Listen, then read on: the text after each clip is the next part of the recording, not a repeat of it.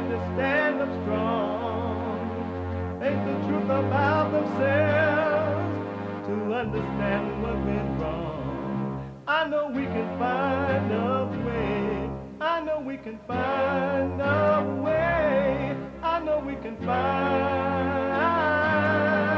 a way to stand up,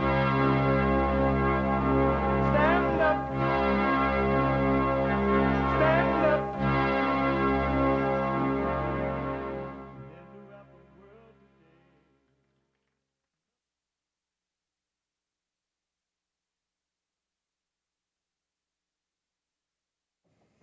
Uniting the racists with truth instead of dividing them with lies.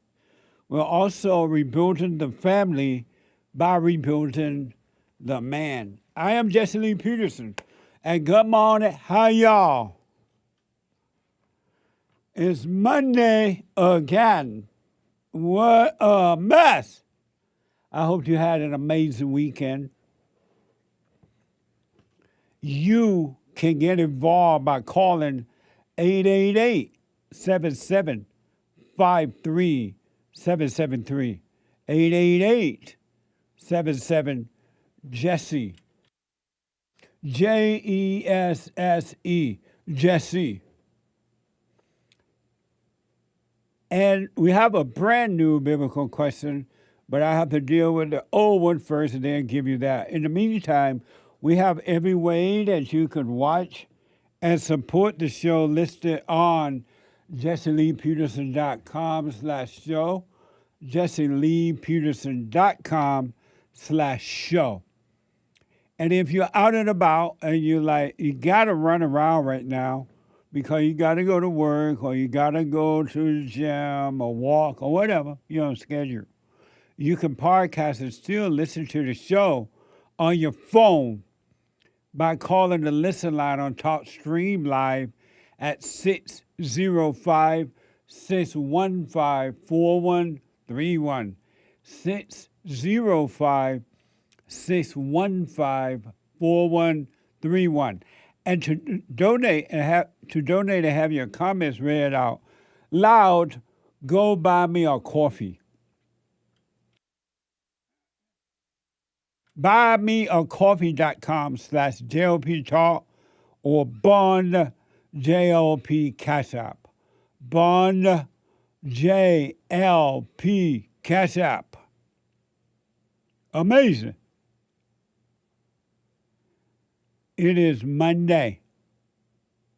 And as you know, because we love the ladies, though we take all calls, we take the ladies' calls as they come in every day, but on Mondays especially. It is Monday, Female Monday. Donald J. Trump is now President of the United States.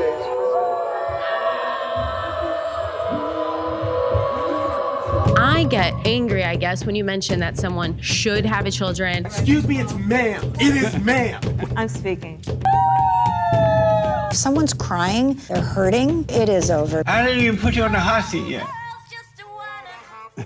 When she's crying, she's lying. When she's crying, she's lying. Amazing, huh? Yes, Jesse, that is amazing. 888-77-JESSE. So last week, biblical question. Which changed your life? The words of God or the law of God? The laws of God. The words of God or the laws of God? And we dealt with this yesterday in the fellowship. And by the way, as usual, yesterday's fellowship was amazing. And I really want to encourage the men and women who are working on themselves around the world, not just in the fellowship, but around the world, there are men and women, young and old, who are working on themselves. I want to encourage you to stay with it, stay with it, stay with it. Just stay with it. Meaning stay present. Always know where you are and what you're doing. If you do that, you shall walk into a clear mind. And all that you do in life, no matter what it is, would be of a clear mind.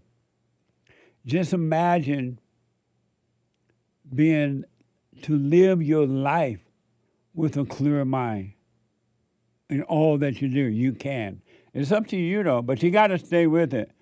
And I don't care how difficult it gets, the moment gets, the second gets, the hour gets, the days get. You stay with it. I don't care who turned away from you or who's with you. You stay with it. Endure to the end. Go from the basement to the top of the floor. You can. But this year, okay, we said, all right, let's see if we can get you from the basement to the 50th floor. But go to the top. You can if you want. The only reason you don't go to the 100th floor is because you don't want to. That's the only reason.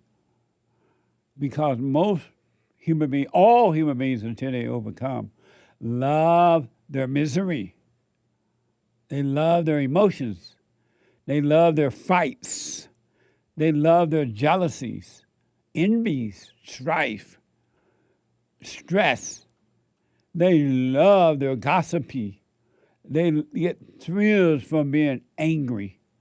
And so they have the life they want, complaining, feeling like a victim. They don't want to overcome. Anyone who does not overcome evil is not overcoming because he or she doesn't want to. And then they lie and say they do want to, but they don't. But stay with it, those who are working on themselves. And so last week, biblical question, which changed your life? The words of God or the laws of God? Some people said the words, and some said the laws. In the beginning, there was the law, and the law was God. And God was with the law, and the law was God, and the law was made flesh and was put up on your heart. And the laws, love God with all your heart, soul, and might. Love your enemy, love your neighbor. Don't lie, don't cheat, don't steal. 10 Commandments, right? Those are the laws that was put upon our hearts. And most people break those laws. They break even the first law of loving God with all their heart, soul, and might, along with nothing else or no one else. And once you break the first law, you're not going to keep any of the laws at all. But if you keep that first law, which is the greatest law, you will keep all the law. You will love your enemy. You will love your neighbor. And love is not a feeling, so you can't imagine what this love is. You will only discover it by living it once you love what's right first, along with nobody else or nothing else. And if you break that first law, and most human beings do, you got to break them all. You will love your misery. You will love hurting others. You love the life of thrills, and you call the life of thrill life when it's just darkness. And the darkness covers the earth. You notice how darkness covers the earth? Look how mean and nasty and evil human beings are. Look how human beings treat each other. Is that light or darkness? And it's just covering the whole earth. And it's bad, and it's getting worse, except for those men and women who are working on overcoming around the world. So it's the laws of God that would change your heart, not the words of God. The words of God are just words that are pointing you back to the laws which is in your heart. The words, when you first hear the words, it just become it's intellectual. You're not going to find one person on this planet who will change, who has or will change, because they heard the words of God. And you're going to find people who say, oh, yes, the word of God changed me. They're lying. They have not changed at all. They just say it, but they have not changed. Their hearts are still wicked. They still hate their neighbors. They hate their own family members. They hate themselves. They have no love. Words don't change you. Some words point you back to how to change. The source that will change you. So it's the laws of God that changes us, not the words. Christ came and he spoke the words of God, and the words of God was, you must be born again. You need a brand new heart. You must forgive.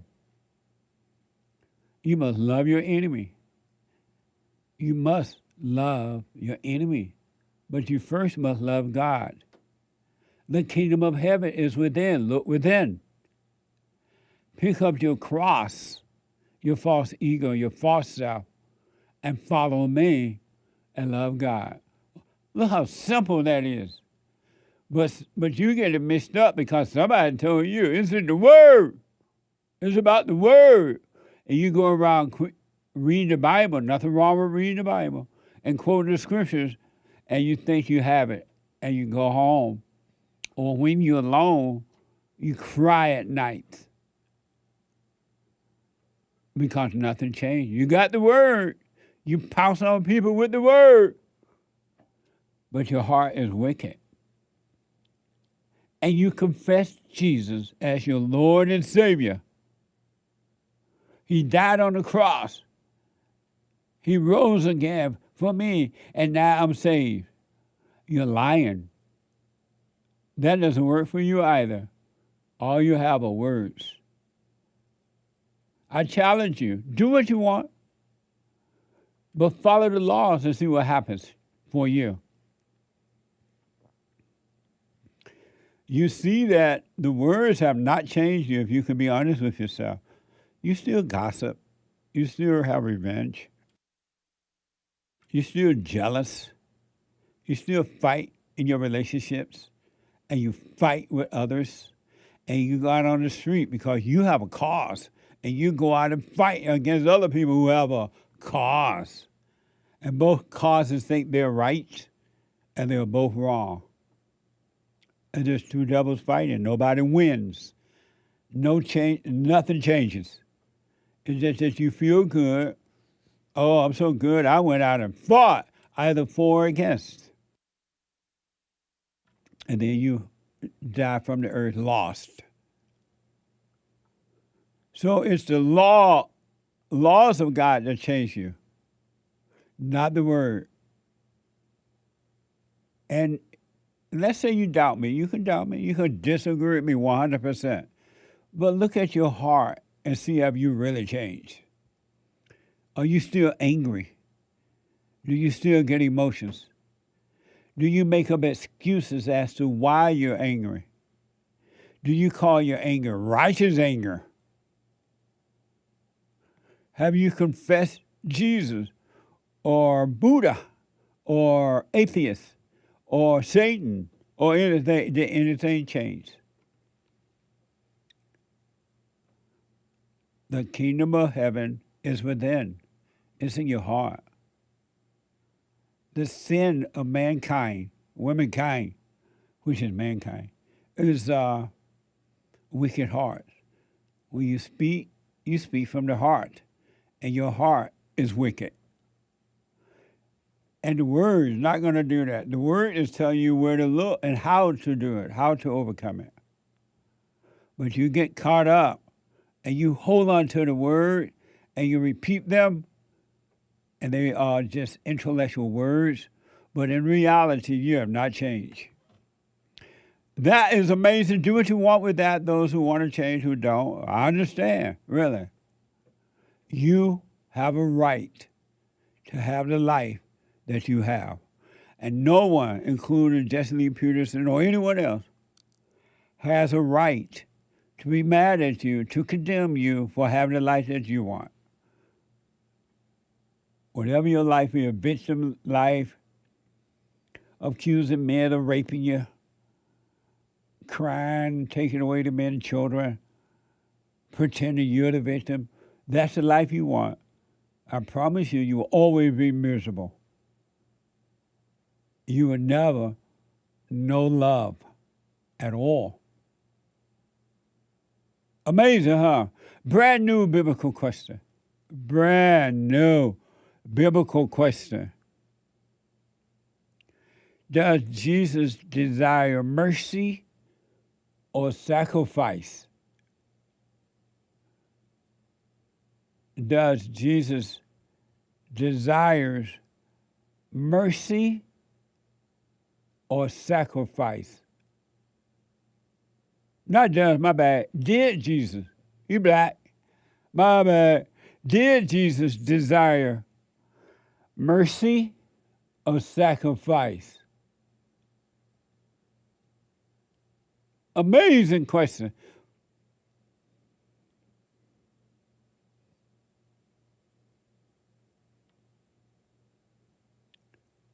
Did Jesus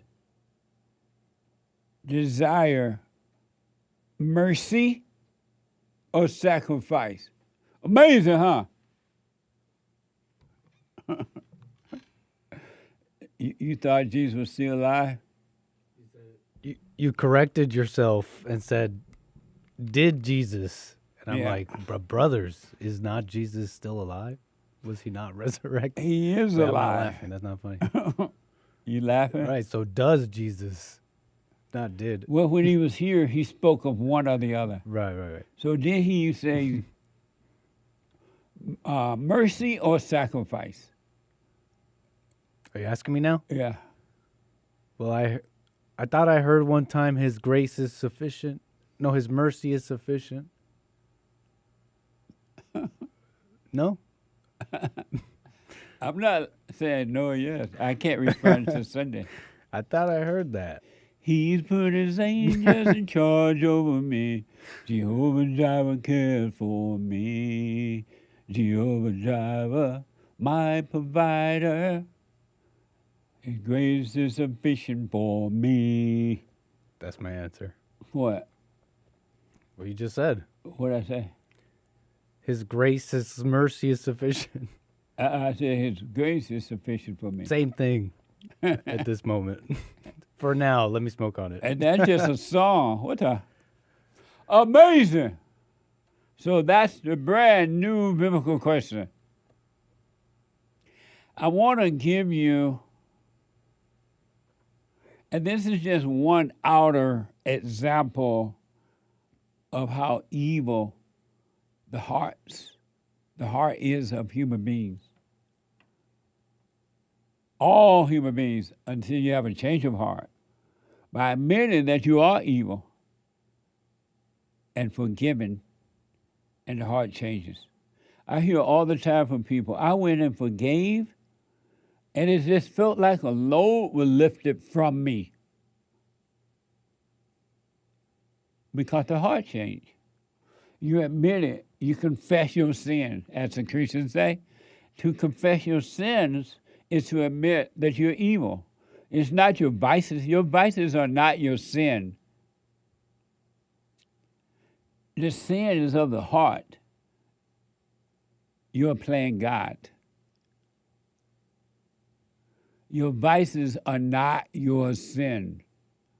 Your evil heart is your sin. Judging, playing God, hating others. And as a result of doing those things, the heart being wicked, you develop the vices because you're trying to make yourself feel better. You're looking for something to feel better on the inside, and you think the vices make you feel better, and they do for a minute, but it's a false feeling. It doesn't last. But I want to give you an example, and not all, but I really want to show you the depths of how much black people hate white people, and especially black women. But black men too, but the women got it bad because the anger that comes to the world comes through the woman. And if you don't see the depths of how much black people hate white people, and not all, but most, there are black men and women who do not hate white people. They've learned or they've gotten past or maybe never hated them. But most do. And when illegal aliens and foreigners come to our country and they start blaming white people, what side do black people take? They take the side of the foreigners against white people. And this is happening around the world. White people are hated, and it is clearly, in my opinion, being displayed in women basketball. A white woman dare to be better at sports than the black female.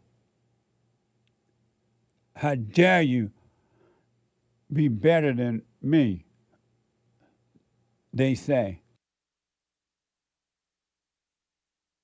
And then they attack. And then they make up excuses for the attack. And then even white people defend the blacks and attacking their own people.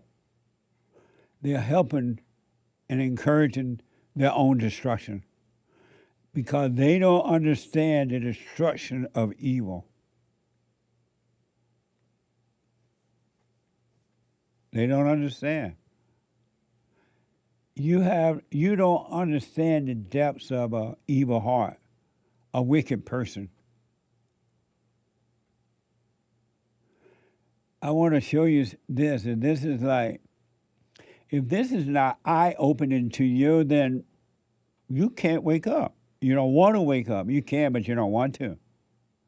This is from AP News. Chicago Sky Dejanay Carrington was ejected Saturday for a flagrant foul, 2 fouls on the Indiana player Sophie Cunningham. And then after she was fouled, she was ejected. She went and put white privilege on her social media, I guess, and even tagged the Fever to make sure they saw it. Fox and Friends. Cunningham driving to the basket, and she gets clotheslined by another player. Usually we're seeing Caitlin Clark get completely wiped out, and it's usually Sophie Cunningham who's protecting her, but that's pretty vicious right there. Still made the basket, by the way. Yes, she did. Kudos for her on that. But yeah, so this other player for the Chicago Sky, Dejanay Carrington, just clearly a flagrant foul. She was ejected for that. But what's crazy, and it's clear she just was overly aggressive, right? This happens in all sports and in ladies basketball. But Carrington, that committed the foul, then goes and claims white privilege. Literally, that's all she posted, white privilege. For the life of me, I can't figure out how it's white privilege. There it is. That's her post. How is that white privilege when Carrington attacks Sophie? That's evil. If that's true, that's evil. And I guess this white girl, spoke up for what's that woman that played really well? Caitlin Clark. Yeah, for Caitlin. Say her name. And now she is an enemy of those black women on that basketball court. White people are not even allowed to stand up for one another or fight back. You don't understand what you're dealing with. Black women who have not overcome evil by forgiving their mothers and fathers, they're worse than the men. And then the way they treat white people is really, really, truly bad. But the blacks treat each other that way if you disagree with them. If you don't go along with the slave idea or the emotional racism idea or the Jim Crow, the blame game, they treat other black people the same way or even worse. But they really treat white people bad. This is evil. And then they know that white people are afraid to even defend each other. The worst thing you can have in your life is fear. You encourage your enemy to defeat you. Inside, he will defeat you, and outside, inside of others. Here is Sophie Cunningham's statement regarding the file from Fox News. She said, clearly, I think it was like unnecessary. I've never really spoken to her and have no beef with her, but I guess she has some pent-up stuff. So get your bleep off. That's fine. I can take it. Yeah, it's intentional, Cunningham said, per ESPN's Kareem Copeland on X. White people, there's a genocide upon you, and you won't even admit it. And because you won't admit it, it's getting worse. And you haven't seen anything yet. Here is Sophie's response to the white privilege post from Fox News. She said, I think the league is taking care of that. This has nothing to do with race. Last year, I did the same thing and I got kicked out. And I deserve to be kicked out. There's no reason even to play that card, Cunningham said. But they know it's not race. The black people know it has nothing to do with race. It's just that they've been able to get away with it for so long, 70 to 80 years now. The head coach of the Indiana Fever believed this Genio female foul was not on purpose from X.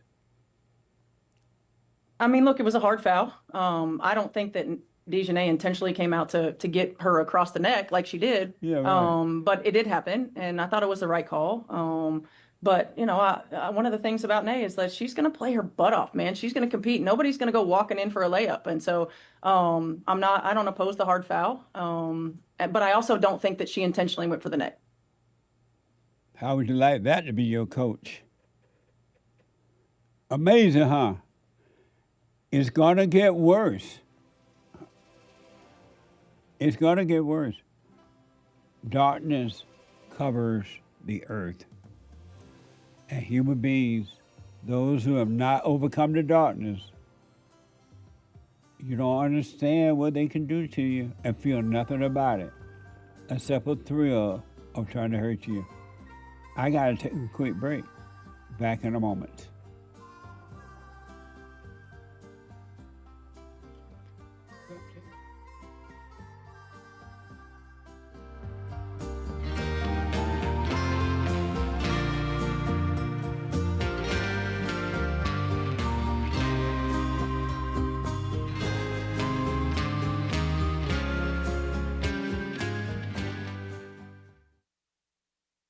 Check out my book, For Race to Responsibility. I show you how I was able to overcome anger. The spirit of anger was taken away from me. I had it. And as a result of having anger, I was insecure. I had doubt, worry, fear. I was in a fallen state and didn't know it. And it wasn't until I went and forgave my mother who tried to turn me away from my father. I forgave my father for not being there and returned back to him. My spirit connected with his spirit, and through him, I was able to return to God.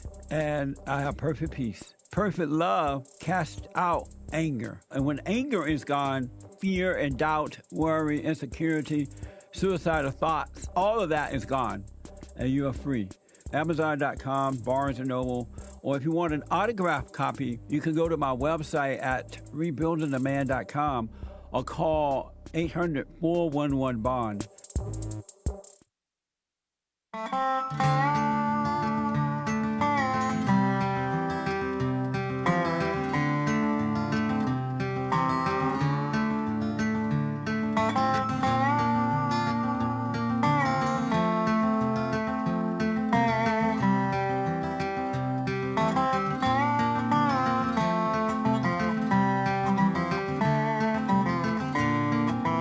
Female Monday, 888-7753-773. 888-77. Jesse, the wicked hearts of human beings is amazing to me. It really is. It's mind-blowing. And if you want to understand it, overcome your anger.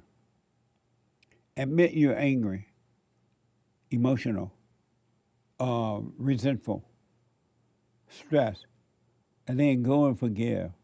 Forgive your mama and forgive your daddy. You will see the depths of how wicked your heart is, and then you'll see and understand what's going on inside of others. You won't judge because you will have understanding, and understanding will protect you. Announcement, like these videos. I forgot to mention that. Like the videos. Like the videos. Hit like button right now, waiting. 1, 2, 3, 4. Like. And then, no hate report today. What the hate is out today? The hate report is not here today. But the American anchor baby is One Monkey Don't Stop No Show. The American anchor baby at 11 a.m. today. The American anchor baby from 11 to 1 p.m. Pacific time. And don't forget to support us. Go to JLP.shop, JLP.com. JLP.talk, I believe. JLP, Nick, what is it? Oh, JLPtalk.com. JLPtalk.com or call 800-411-BOND. 800-411-2663. Amazing, huh?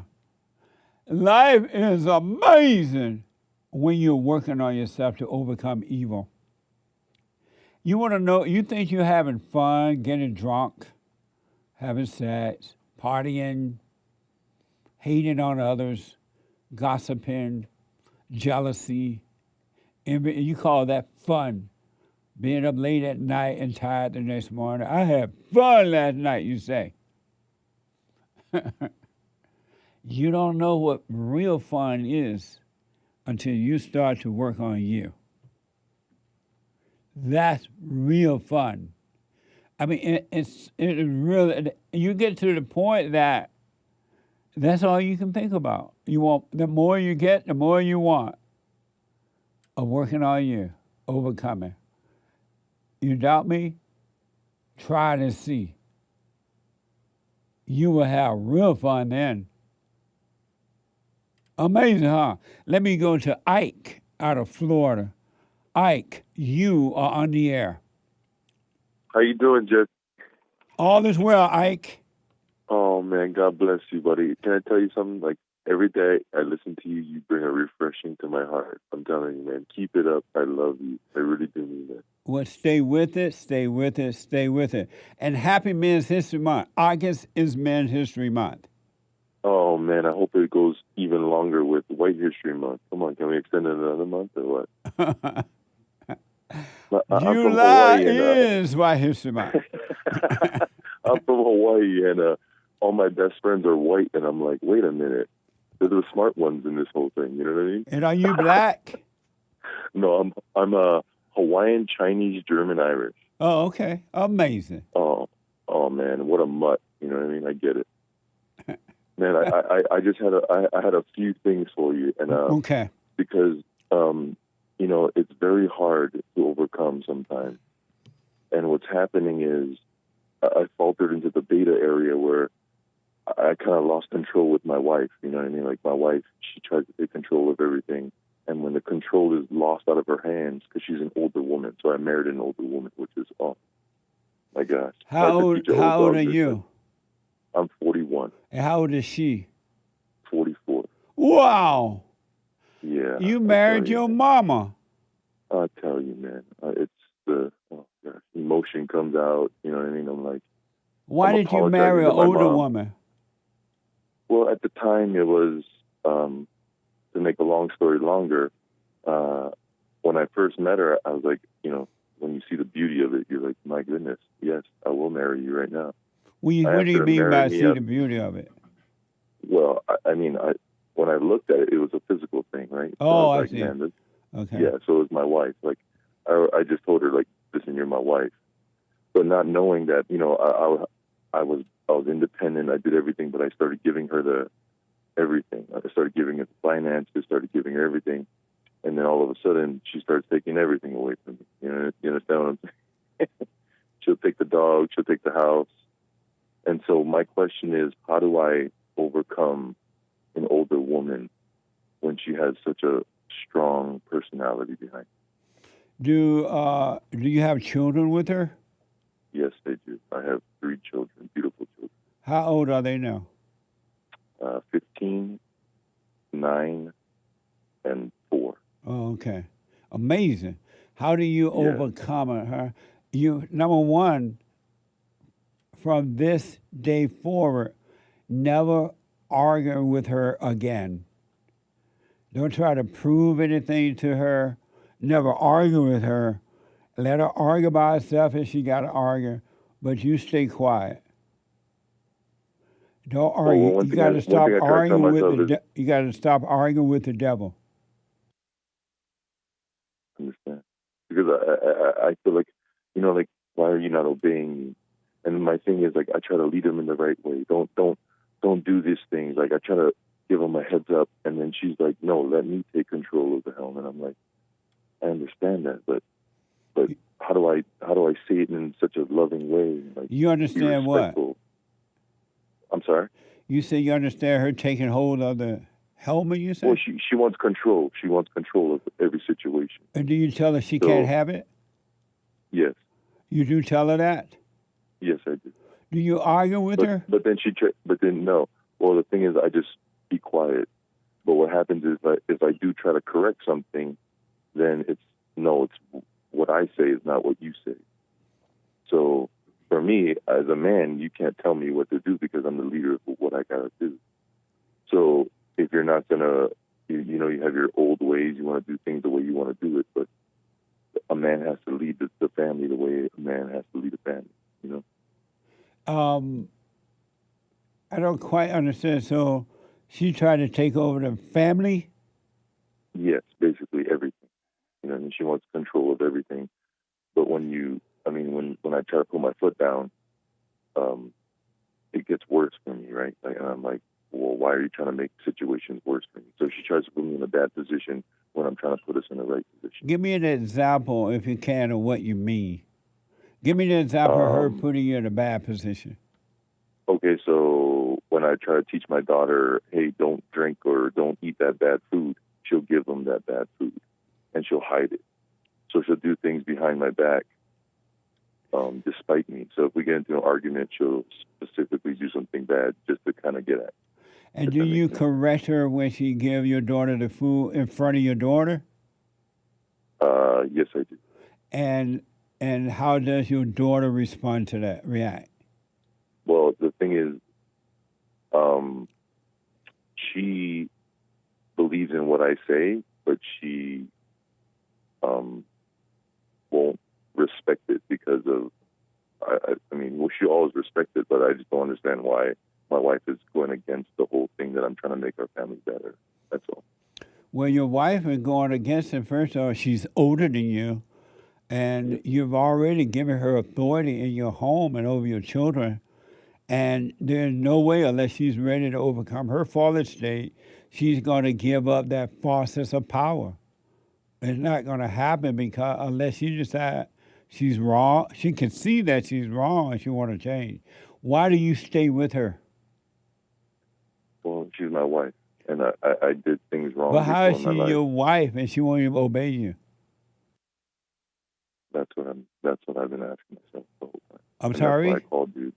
That's why I called you, because I don't know the answer to that question. But why do you say she's my wife and that's why I stay? Well, I mean, she's my wife. You know, how do I don't know what to do to that. What? I don't know what to do with that. Beta. A man should never, ever, ever, but never, ever marry an older woman, because women are very cunning and they know how to control you even when they make you think that you are controlling. And you married this older woman and she's been controlling you for a long time, and there's no way she's going to freely give that up. And so what I recommend, are you working on yourself? Please, I need yes, because I do. Honestly, the only thing that's gotten me through is the silent prayer every morning and every night, and I really mean that. Jesse. I have to listen to you go into your closet and shut up. You know what I mean? Like, you just got to shut up and let go and let God. Well, what I recommend, because of time, what I recommend is that you deal with her by speaking up and don't be afraid to correct her when she treats your children wrong. Correct her in front of the kids so they can see that you're standing up for them. But don't get angry. Don't let this woman cause you to become angry, because as long as she can keep you angry and emotional, she can control you. But stay away from anger. Speak up. Stay away from anger. And just take it one day at a time, and you'll see the first step to take, and then you'll see the second step to take. One step at a time, have a way to see. But you got to stay away from anger and just realize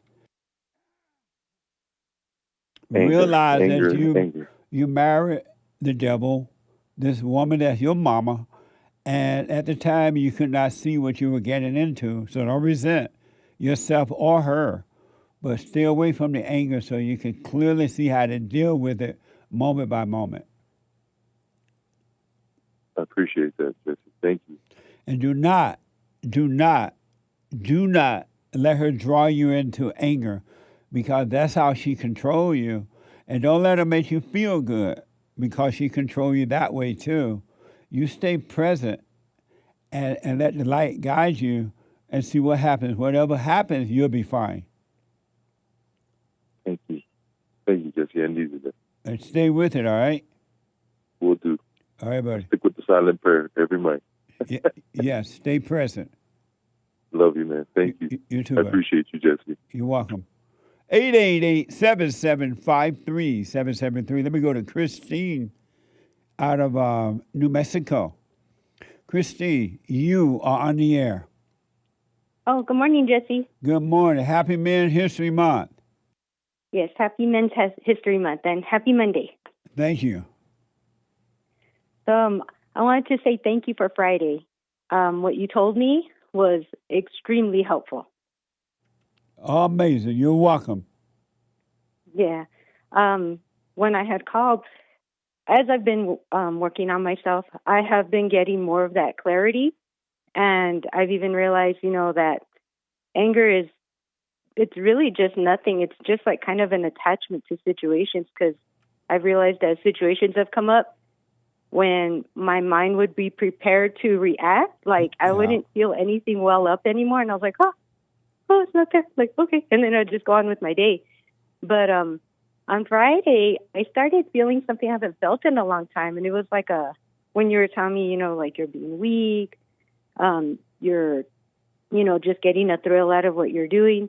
I was like, oh, there's that weird feeling I haven't had in a long time. I was like, what is that? So, like I said, I always do the silent prayer every morning, every night. I practice staying present. And so I was like hyper focused on staying present after that conversation. And I started like, oh, there's that feeling again. Okay. So I just, like how you say, just go about your day still, sit with it, eat with it, drive in the car with it. And so I realized when I sat that night, because that's when I do my reflecting at the end of the day and when I do the silent prayer, and I was like, oh, like I know what that is. That's like a conditioning for people pleasing still that's in me. Like, oh, wow. Like I didn't even know that was even still there. And I guess it was, I had called in the past and told you, that I had, got sucked into a group of people, and there was a lot of conditioning when I was with them. And I was like, oh, okay, I see where that came from, because like, I guess when I felt stuck with that group, I felt like that survival need of coping while I was there. Yeah. And a lot of people pleasing got conditioned in me. And I was like, oh, like that's the protecting of the self, which is like not even really me. There's nothing to protect anymore. And I started feeling like the ease, like a tightness unraveling, like letting go. And I was like, oh, that felt so good to go through that. So I'm really glad I called you on Friday, because I didn't even know that was there still.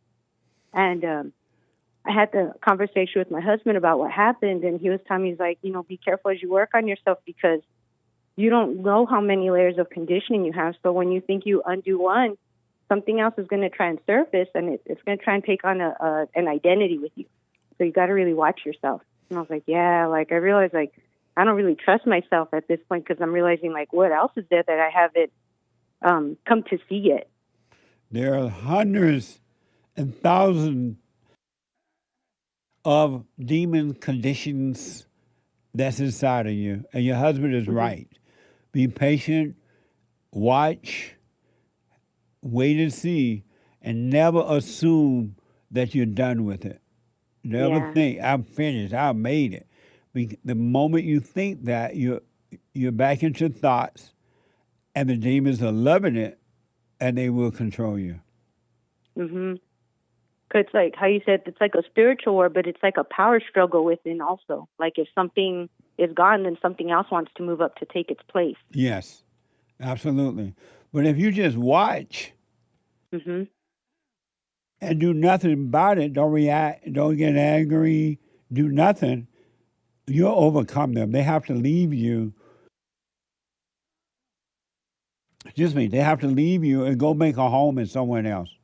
Because demons live inside the hearts and minds of human beings. So they'll find another home, but at least you will be free of them. Yeah. So just stay with it. Yeah. Oh, definitely. Because I feel the change, definitely. Like a lighter feeling every time. Yes, absolutely. A load is being lifted from you. Mm-hmm. So just stay with it, Christine. Mm-hmm. Yes, sir, I will. And then another reminder, always practice being aware of where you are and what you're doing. If you're like at your job, your mind get caught up with the workers and things like that, or you're thinking about the past or what you did or did not do, just come back to your body. Be aware of where you are. If you have to do that 1,000 times a day, do it until you don't have to do it anymore. You'll be fine. Mm-hmm. It's like a daily exercise, huh? Yes. Yeah, and you're right about dealing with people too, because I've realized that even like people who used to be drawn to me all the time, like all of a sudden they feel like repelled from me. Like they'll come and try to have conversations with me where they try to pull me in their negativity. Yeah. And like, I can feel the pull now, like, oh, they're trying to pull me like to kind of fall into how they're thinking. And I don't relate with that mindset anymore. So I'm like, oh, well, we'll see about this. And I don't really know. Like, like it's almost like a deflection because they're not getting what they want from me. Like, I get the validation. They just turn around like, ah. The darkness in them hate the light in you. Mm-hmm. So, but when that happens, don't become prideful about it. Don't judge them. You just see what's going on without any opinion about it. Yeah, I've noticed that because they'll like openly like just like look at me like, oh, you're boring, and they'll turn around and walk away. And I used to feel offended before, right? And now it's like, oh, okay, well, I mean, I still love you anyways. Like, that's okay, right. You know. Amazing. Well, you stay with. I got to run because of time, but you stay with it. Yes, thank you, Jesse. Stay with it. Yes, sir. All right. Happy Bye-bye. Men's History Month, by the way. Oh yes, Happy Men's History Month. Thank you. Amazing. Let me go to Jazz, a first-time caller out of Australia, heard around the world. Jazz, you are on the air.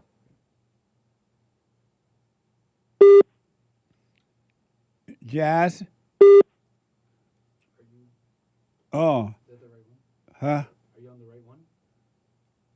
Oh, he's on line. He was. Oh, he's on 4 now.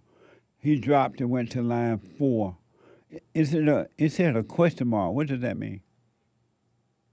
It's me. It's me. But he's questioning who he is? No.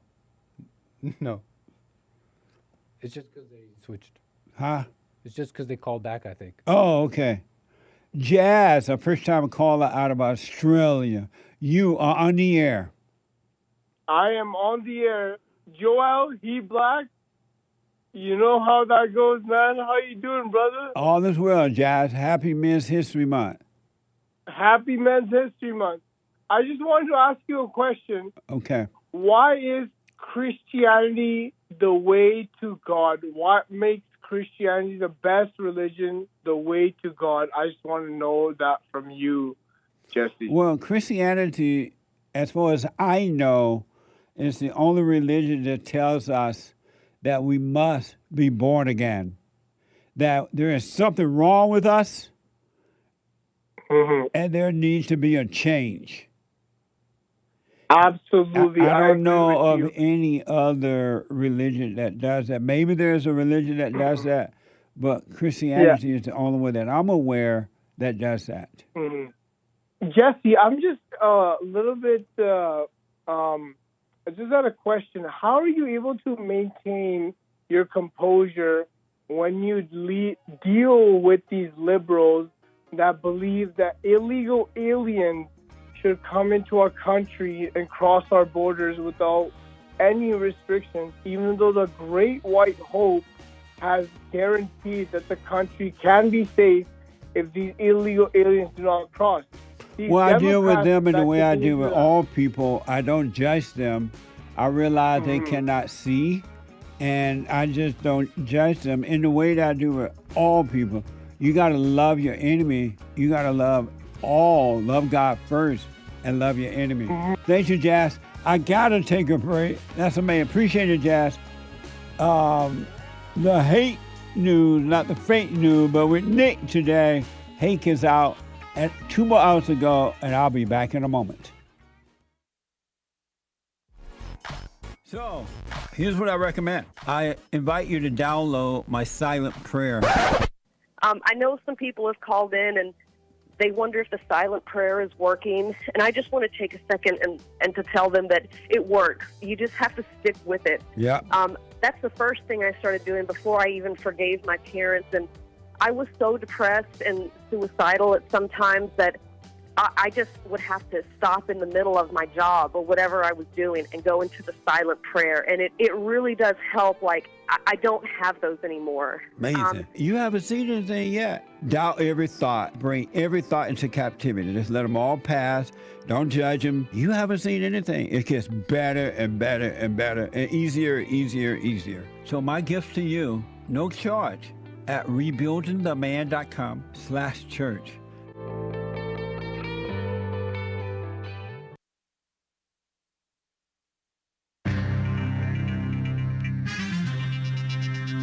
A little bit of news before the second hour of the Jesse Lee Peterson Show. A fine Monday to be with all of you today. Some quick news. A little update on the Iran situation the president is handling in this latest time.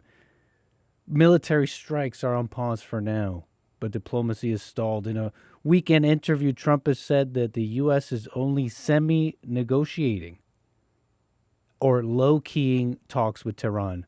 He's leaning hard into the economic pressure instead, pointing to Iran's soaring inflation and cash shortages, noting that the American naval blockade is tightening the squeeze.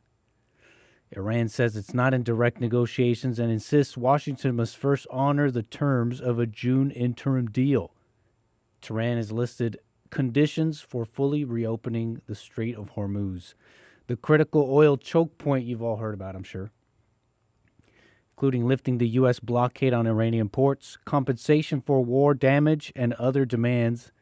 An agreement is being discussed with Oman, and alone won't be enough, Iranian officials are saying. Oil prices have stayed elevated Monday on this uncertainty, and in a personnel shift, Iran's supreme leader has appointed veteran Revolutionary Guards commander Mohsen Rezai as the new top national security official, who has voiced skepticism about talks with the U.S. And separately, a little bit of a tiff, call it a tiff, or just the dream team trying to make it happen for their own sides, right? Separately, Israeli Prime Minister Benjamin Netanyahu publicly rejected a 15-point U.S.-backed Gaza roadmap. The plan envisioned essentially phased Hamas disarmament in exchange for gradual Israeli military withdrawals. Netanyahu told his cabinet Israel will not pull back until Hamas is genuinely disarmed of all weapons, heavy and light. And he made clear he is prepared to stand firm even with President Donald Trump. Netanyahu and Putin dream team. When you get strong men, they all kind of want their own thing, right? Both the Iran and Gaza fronts continue to feature some of the most high-tech weaponry, from the precision-guided munitions that they're all running out from. Oil prices, again, remain elevated. That's the picture of the situation over there in Iran, Gaza, and Netanyahu. But back home really quickly,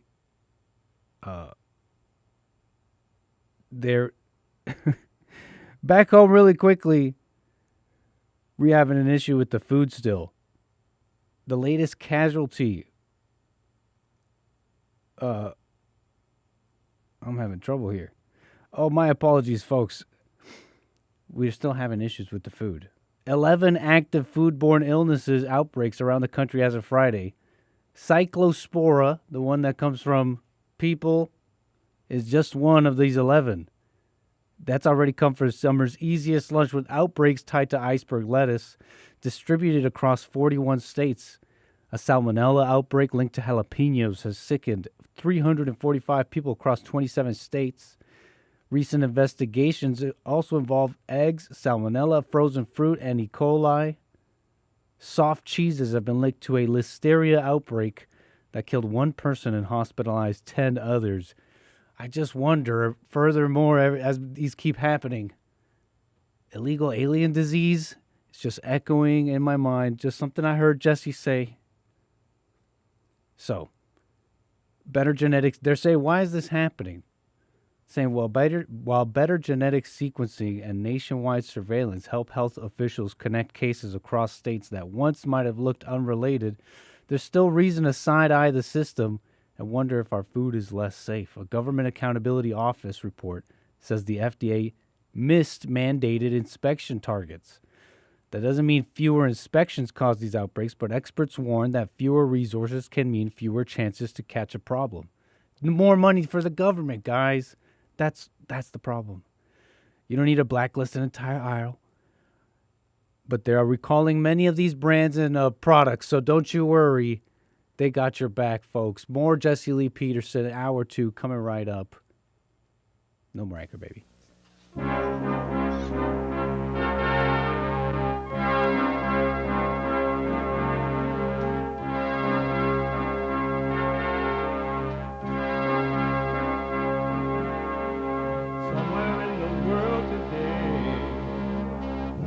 have to stand up strong, face the truth about themselves, to understand what went wrong. I know we can find a way.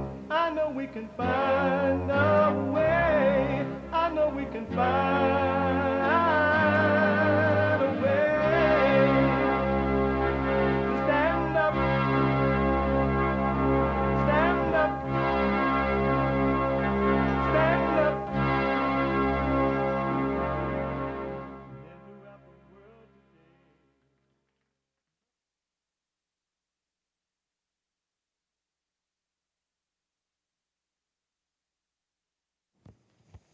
Uniting the races with truth instead of dividing them with lies. We're also rebuilding the family by rebuilding the man. I am Jesse Lee Peterson. Good morning. Hi, y'all. You can get involved by calling 888-7753-773, 888-77-JESSE, Jesse, Jesse. And my biblical question, brand new biblical question for this week. Which changed? No, that's not it. Oh, Lord. Hold on, I think I need to update.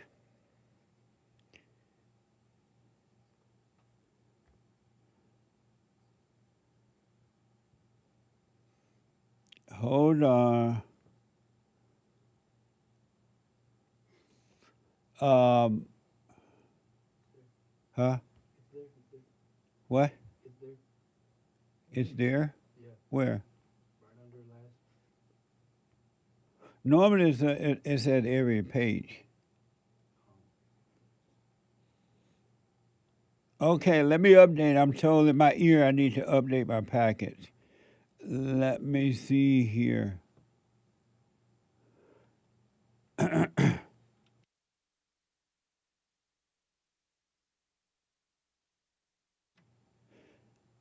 Okay. Brand new biblical question. Did Jesus desire mercy or sacrifice? Did Jesus desire mercy or sacrifice? An amazing question. We have every way that you can watch and support the show listed on jesseleepeterson.com/show. jesseleepeterson.com/show. Still listen as it is happening by calling the listen line on TalkStream Live at 605-615-4131. 605-615-4131. And to donate and have your comments read out loud, go buy me a coffee. buymeacoffee.com/JLP Talk or Bond JLP Cash App. Bond JLP Cash App.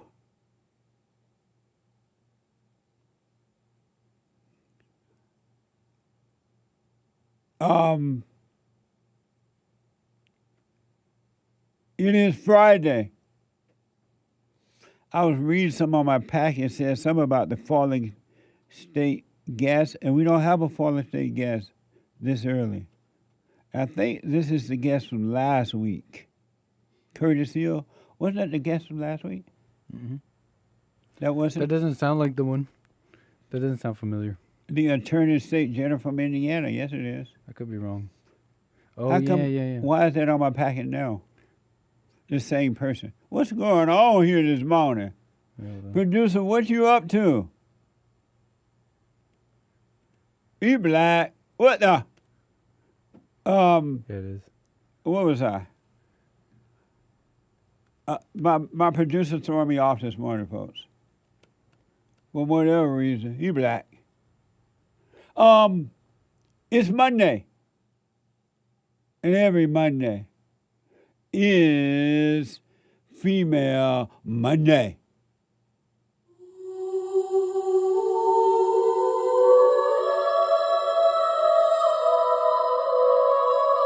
All my life I had to fight. Why do people marry people? Equal rights, equal lefts, baby. Do I deserve more or less? Are you a man or a woman? I have nothing more to say on that. What a mess. What a mess. 888-77-JESSE. Sorry about the mess-up, folks, but I guess my producer's slow on updating everything on the package for some reason this morning. It's Monday. And he's black. What the? Amazing. A spiritual battle. A warfare between good and evil. It's not physical. It's not physical at all. It's not about race. It's not about male or female. It is truly good versus evil. And when you get to know yourself, know thyself, male and females,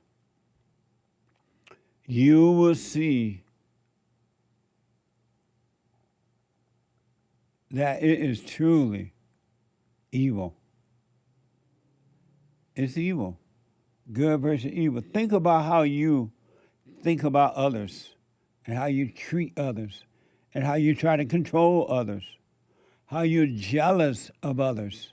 You want to be like others, how you try to cut down others, including yourself, because what you're doing to others, you're doing it to yourself first. You don't even love yourself. How is it possible to love anyone when you don't love yourself? You have no clue what love is. You think love is a thought and emotion. How blind can you be? Love is not emotional. That emotional love is a sign of something being wrong with you. That's why you take it from people that you say you love.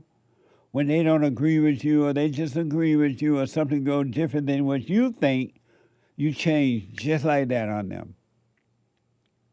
Parents do it to children. Children do it to parents. Workers do it to workers. Employees do it to... It's everywhere. There is no love. And Christ came. And he said, okay, I'm here to warn you all that you got to love one another. You got to have love. If you want to be free, if you truly want to be free within, medication ain't going to do it. Pills not going to do it. Alcohol, drugs, and that's not going to do it. You got to love one another. You got to love one another. There is nobody love nobody. Isn't that amazing? In families are screwed up. Family members don't even love one another, and they lie. I love the family. What about the family? My family mean everything to me. They're lying. They're lying. Your family don't mean a thing to you. And the world gone crazy. And it's going to get worse. And the first hour, I showed you this female basketball league or team or whatever they are, where there are females who play basketball now. And there are white girls who are better than the black girls. And they are getting those black girls, I won't say all, but most do not like those white girls for being better than them. They call it white privilege. And because they don't like, in my opinion, because they don't like these female white girls being better than them, they're slaughtering them, knocking them down with every fist power they have in their body. And even their white coach said, I don't believe it was that. There's a genocide upon white people, not only in America, but in Europe, in Africa, And anywhere white people live and other colors are in their country, the genocide will get worse because it's being ignored. White people are allowed to be beat up on, yelled at, knocked out, raped, and doing all kind of stuff. Everyone turned a blind eye to it. But if somebody did something like that to black people or Mexican or whatever, it's a different story, but especially to black, especially if white people did it. Earth is not heaven, and human beings are not gods. I got more proof about the open genocide upon white people. WCNC is reporting Charlotte residents reacts to the arrest of a man who was arrested after posting videos on Instagram of himself assaulting females. Tonight we have an update of that woman who was seen in that video that was attacked on this sidewalk in Daleworth. A spokesperson for that family says that she is now recovering at home and wanted to thank the community for their support during this difficult time. Really, I like sent it to somebody. I said, oh my God, because I've sent like 7 different videos to people because it's in Charlotte. It's crazy. This is where one of the women was allegedly attacked by Dequan Hunt, punched in the face seemingly without warning. Now we're about to show you the video of what happens right after he crosses the street and comes in contact with a random woman. We want to warn you, this may be difficult to watch. That's the real issue. You sitting here playing with me, that's the real issue. July 21st is the real issue. July 21st, that's the real issue. Nah, don't wave to me. Now, after that moment there, you just saw Hunt is seen in the video continuing to slap the woman's face while she's on the ground unconscious. The video spread quickly online and it helped lead to Hunt's arrest. Amazing. I didn't know he did this on White History Month, during White History Month. What the? And it's gonna get worse. Because white people have fear. And then white people in government authority, police, mayors, basketball coaches, they defend the people who did the attack rather than the ones who are being attacked because they're afraid to stand up against the blacks. And it's going to get worse. It's so bad already. I never imagined that it could get to this point. And it's only gotten worse. I started my work in 30-something years ago now, 36, 37 years ago. It was bad then. Knockout games, people laughing about it, afraid to do anything about it. The blacks going into businesses, attacking white people, stealing their merchandise openly in the daylight. Nobody did anything. Oh, I feel so bad for the blacks. They're doing it because of slavery. I'm like, no, they're doing it because they hate you and they can get away with it. And then the government passed some bills that said these blacks can do it. They can go into your store, your business, and steal up to $1,000. And you can't even do anything to them about it. Open door for more destruction. Local residents are expressing shock and fear, sparking a broader discussion on public safety. I could have been that woman that was walking. Yeah. And that's what has people here asking how something so random could happen in a neighborhood filled with people. Court records show Hunt has previous convictions, including assault with a deadly weapon and disorderly conduct. Many of his previous charges were dismissed. An attorney who is not involved in this case says the justice system can only punish someone for crimes they have already committed, not for what they might do in the future. Honest opinion, I wanted to find them. I wanted to find them. Now, the attacks are sparking a bigger conversation about what could make people feel safer, including more public cameras and better access to mental health care. You can't live in fear. You can't stop walking around and doing your thing, but... For residents, the hope is what happened here doesn't change the way they feel about their neighborhood. As the investigation continues, CMPD believes there could be more victims and are asking them to come forward.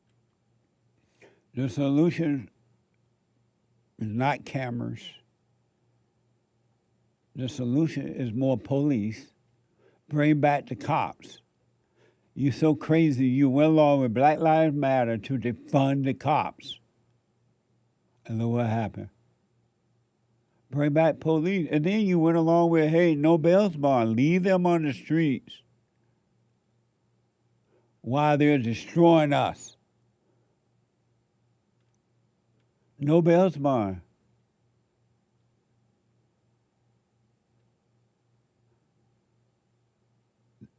We need the cops back. Bring back the cops. Bring back no bail bond. Bring back the prison. Matter of fact, bring back the chain gang. Remember when they used to make the prison work on the roads, fix the roads in white uniforms or whatever? Remember that? Bring that back and give them in the jail, give them bread and water. Nothing else.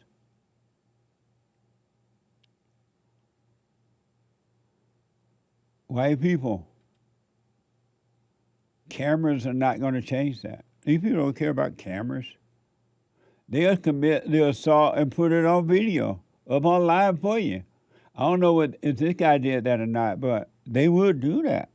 Black people are not afraid because they know all they have to cry is white privilege and you hate me because my color, but it's slavery.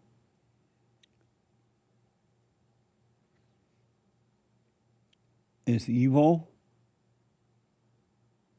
and it's going to get worse. Tawana. It's going to get worse. And this, you can depend on and never worry.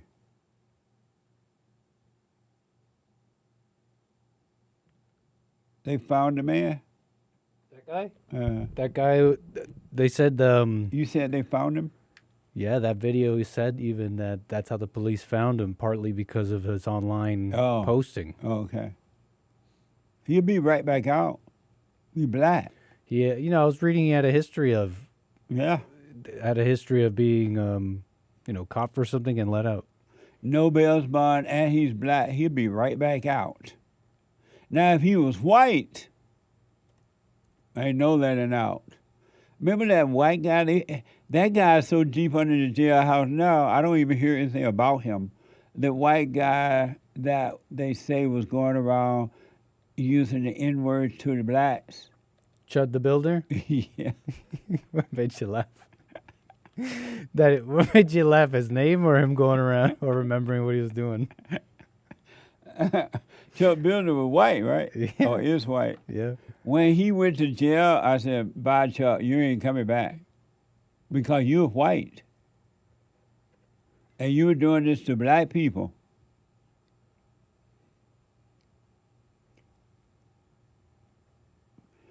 I think Jareth is texting me that he made bail. Hank is texting me. They say Chuck made bail. He's still facing charges, but he just posted bail. I heard. Hate said he heard. What the? Poor Chuck. I'm like, if he's going to jail for something he's been accused of concerning the blacks, whether it's right or wrong, he might well say goodbye to the sunlight. Whether he's guilty or not, doesn't even matter. He's white. Local news, WSMV reported August 10th, Montgomery County Jail confirmed his release after more than 2 months in custody. He posted bond reportedly around $1 million, previously set near $1.25 million on the attempted murder-related charges stemming from that May 13th shooting. Well, I wish him well. What a mess. In the white man's own country, he's in prison of his own country. He found it. He built.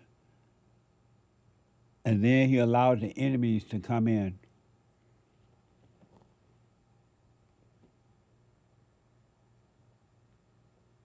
There is this so-called high-ranking, according to the New York Post, high-ranking New York police officer and her husband. This is mind-blowing. Earth is not heaven, and man is not God.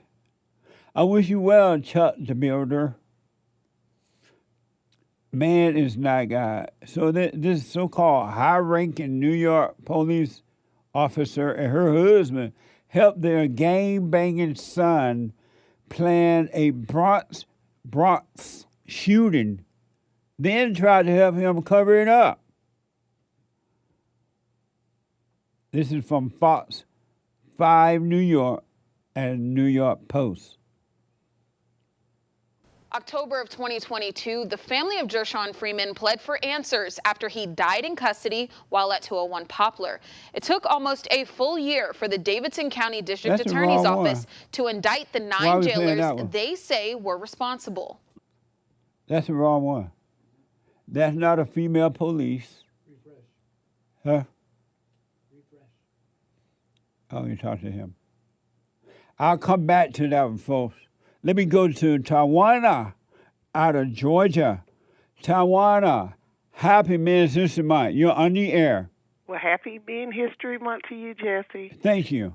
Long time no speak, but I had to call in. Right on. I want to talk about those basketball players. First of all, I want to say how brave the girl was to even be on the team, on the basketball team. The white girl that got knocked out. Right. I mean, that's a good point. She's brave because I'm a black lady. And I remember growing up in Alabama, I wanted to play on the basketball team because I felt like I could do it. But my mom allowed me to go out, and I tried out. And my dad, they said, well, I think she can get out there with them. So I got out there with them, but they so aggressive, and they throwing elbows, and they kick you, and all of those things. And then I'm like, okay. And then whenever I make a mistake and bump them or hit them, it's like, I was like, I'm catching myself saying, excuse me. But oh, what a mess. What a mess. So I was like, okay. I said, this sport is not for me because it's so aggressive, and I'm in agreement. It's a lot of these black ladies. They're so evil. You're right. And the reason they're so evil, if you don't look like them or if you don't carry yourself like them, they may be a little extra on you now. I don't care what color you are. Yeah. So therefore, I think the young lady that got knocked out, I think the girl was going in there to try to prevent her from shooting, but they so wild. She got her hand got cut up around her neck and clotheslined her, and that was a hard fall. So, that was a Mike Tyson bring down. Right, that was a hard fall. So many of them so angry because you said it some time back, which is so true. They're so angry with the men, especially black men. They angry with the black men because the black men had failed them. Yeah. And so they feel like, okay, I got to be this strong person and I can do it just as tough as, So there's no feminine quality nowhere. So they just angry. So that's why you see them acting what you call lesbians. Lesbian. They try to create themselves as males now because they're just so angry. It's just spilling over, and it's just ridiculous. But kudos to the young lady to have the courage to go out to play with them because that didn't work for me back in the day. So I know, and I know they've gotten rougher now. Girls in in my day. But now, now they act like boys, and I don't watch that woman basketball because it's a men's sport. Let me say it. So it turns me off to see them acting like that out there. So, the world gone crazy. You could say that again. And it's going to get worse, Tawana. It's just going to get worse. It is. I'm in agreement with you on that because that's true. Because people are they're not taking care of their kids. These kids are getting angry by the day. Yeah. And and you're right. I mean, I know it sounds harsh to hear you say that sometimes to people that it's going to get worse, but it's just reality. You see what's happening now. You see the parents are not involved with the kids, and it's just awful. But kudos to the young lady to go out on the court with them because that wasn't a thing for me. I know I couldn't handle it. I really appreciate that. Thank you. Absolutely. And hopefully we'll be talking to you soon, and you enjoy the rest of your Man History Month, and Man History Month to all the guys. Right on. Thank you, Tawana. I appreciate it. Absolutely. Have a good one. All right. Amazing. So, is that video ready now? This is where the high-ranking, according to the New York Post, high-ranking police officer and her husband tried to help, according to the report, their gang-banging son in a bad situation.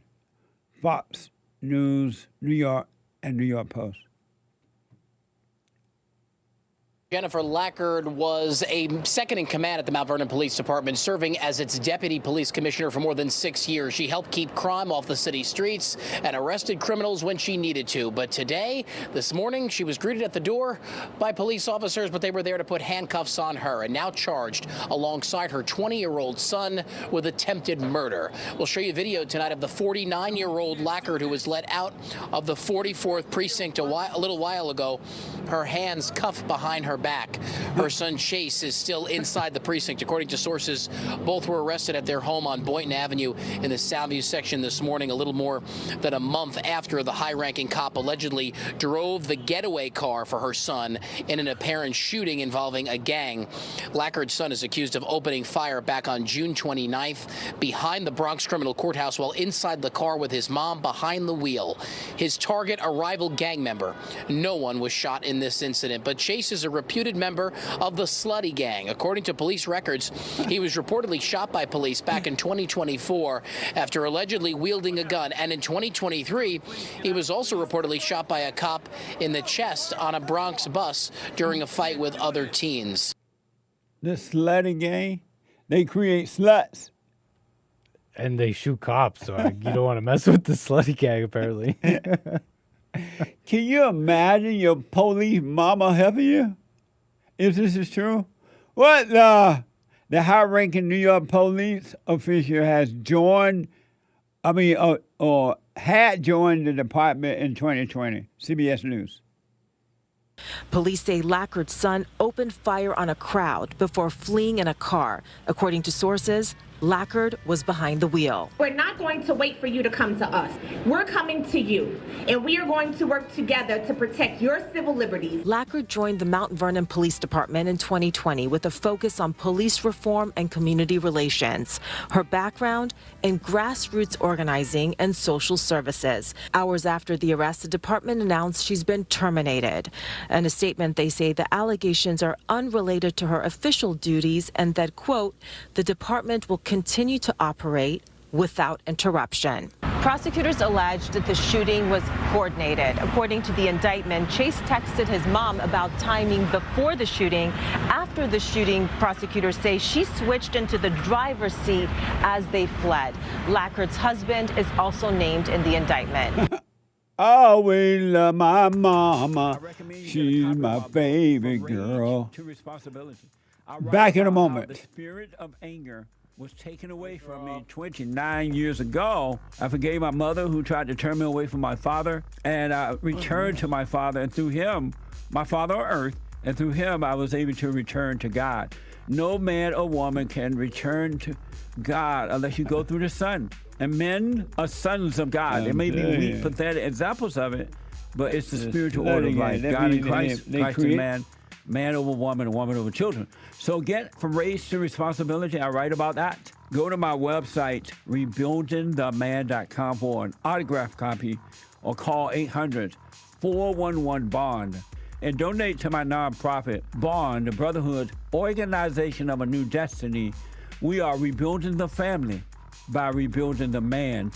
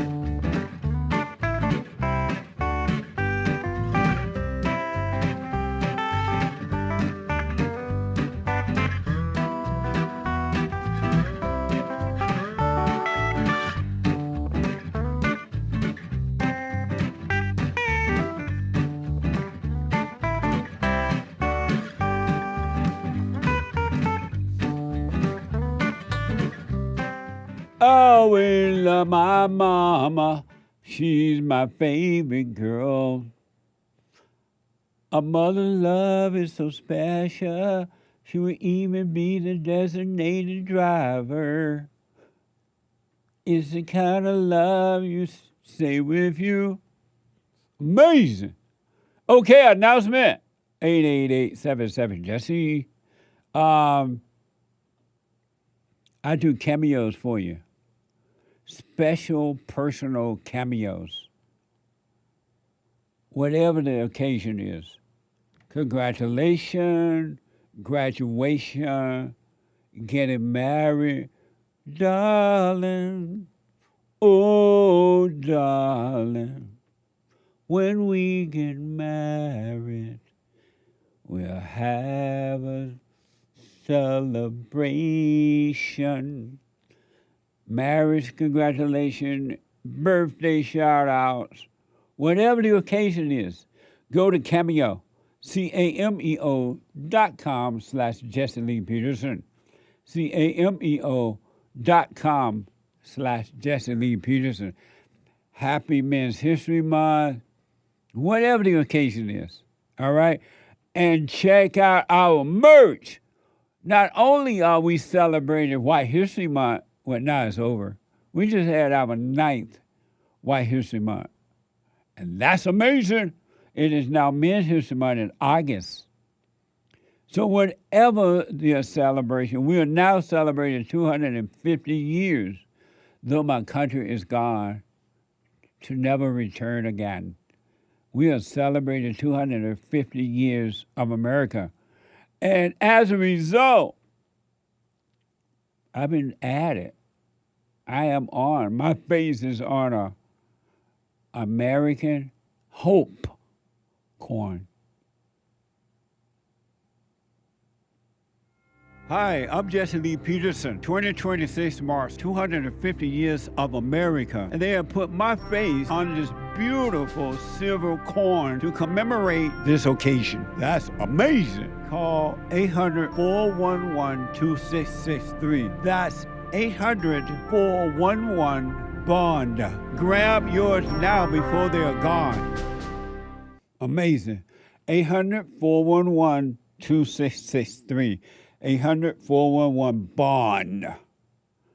Or you can go to JesseLeePeterson.shop. JesseLeePeterson.shop. All right?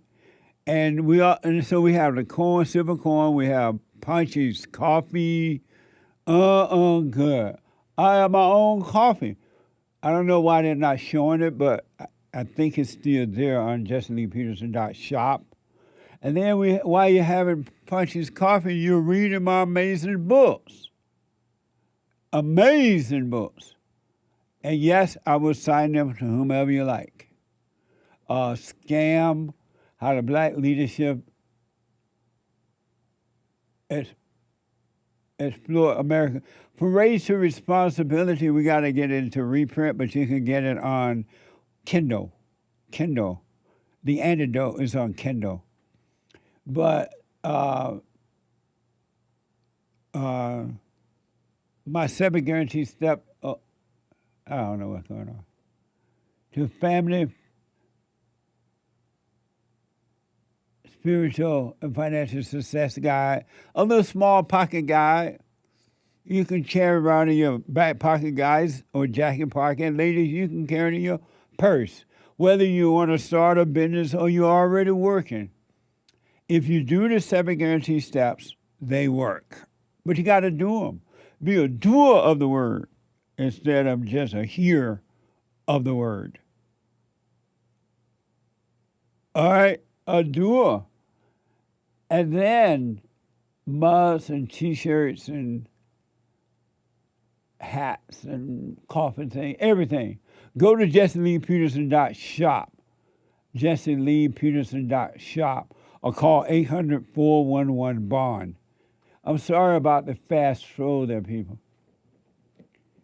I apologize for that. But this is there. Go to JesseLeePeterson.shop or call 800-411-BOND, B-O-N-D. All right? And thank you all. You're helping us because every dime we get goes back to the work we're doing here. All right? Thank you all in advance. Let me go to the busy. Oh, I got to do super chat. Super chat. Super chats. Gotta rock those super chats. We got a few from Sunday. In fact, we got to thank our member, Everblazer, 9 months, a big supporter. Thank you. Tell them I'm saved, sanctified, and running for my life. If anybody asks what's the matter with me, tell them I'm saved, sanctified, and running for my life. Amazing. Thank you. I don't feel your faith. I have to finish the super chat. I'll feel your faith.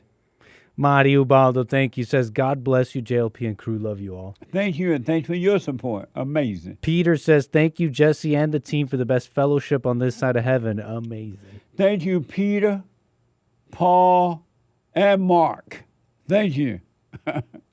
Philip, welcome to some of our JLP show members. Philip, much appreciated. Lee, Donna, Janum, Bree K with some coffees. No message, but appreciate a bunch of those. Eli says an answer. Thank you all. I appreciate that. Thank you. Eli has an answer to the biblical question. Did Jesus desire mercy or sacrifice? No. To desire is want to be God. This is the very reason how Satan's story was told in the Bible. So he's saying no, he did not desire mercy or sacrifice? I think that's what he's saying. Okay. Thank you. And I'll put my 2 cents in on Sunday, if the Lord is willing, and the creek don't rise. Thank you. Love America says victimhood narratives amplify fear. Fear is amazing, but it's not of God. Thank you. And I'm pretty sure that's all for now. Thank you all so much. Amazing. Amazing. Let me go to Eli. Eli's calling, hide your hearts, girls. Eli out of Canada. Eli, you're on the air. Yes, sir. How you doing, Jesse? All is well, Eli. Yes. I had a question. This Friday, I was with my friend, and we talked about like because you the last week biblical question was about the laws of God and the words. Yeah. Which helps you most? What's changed your life? The laws of God, the words of God, or the laws of God? Last week, biblical question. Yeah. And like I did a quick recheck on all the laws, and it just makes sense to like when you follow them, it's like a good it's a good blueprint to like make your life peaceful and all that stuff. But because you do your fellowships, there's other churches. Because I grew up in church, but I know it was a mess. But I grew up in church, and like the second commandment is don't say the name of God in vain and stuff. But I was asking like, what do you see? Like, how do you think about this commandment? Like, how do you understand it? Because I don't know if you say it in vain. If other people say it in vain, like, how do you know when people say it in vain? You know what I mean? I understand. I hear the question, and your question is what? It's like how do you know? Like, what does it mean for you to you? Like when we say don't say the name of God in vain, because you say it in like everybody say the name, but how do you know when people say it in vain? Like, are you saying it in vain in the fellowship? When you claim God as your Lord and Savior and you have no love, you're lying. When you claim God, but you have made someone or something else your God, you're lying. That's vanity. Okay. Okay, so it's like it's just saying to but like you know they're lying, or they just don't know they're lying, but you know they're lying. Like I don't understand. They may not be aware that they're lying because intellectual people think that just because they read about God or they heard about God and now they can intellectually quote or talk about God, they think that that's what knowing God is or being born again. So they may not realize that and at the same time, they have made anger their God. They even call their God righteous God. They call anger righteous anger. That's their God, or they are resentful. They have false love and hate and all that. They are making those things their God, and so they're lying about the true God because their egos is really their true God. Okay.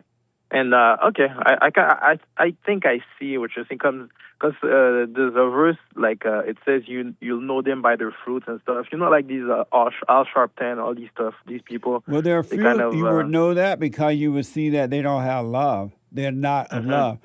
They have not put God first. God is not their. They don't love God with all their heart, soul, and might, and they hate their enemy. They hate their neighbors. They have no love. Okay. Okay, makes sense. Amazing. All right. Thanks. All right. I really love your show, and you helped me a lot, Jesse. Stay with it. Stay with it. Stay with it, Eli. Yes, sir. All right, buddy. Bye. All right, ciao.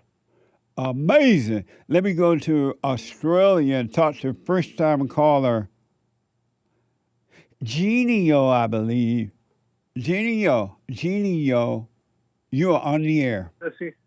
How's it going, Jesse? All is well. My question for you, Jesse, today is, if Jesus is dead and he died for our sins, what's my purpose here on earth today? Well, Jesus is not dead, first of all. And he lives in heaven and in you. And your purpose is to be the light of the world. You are to allow the love to come through you, from heaven through you, so that you can become the light of the world.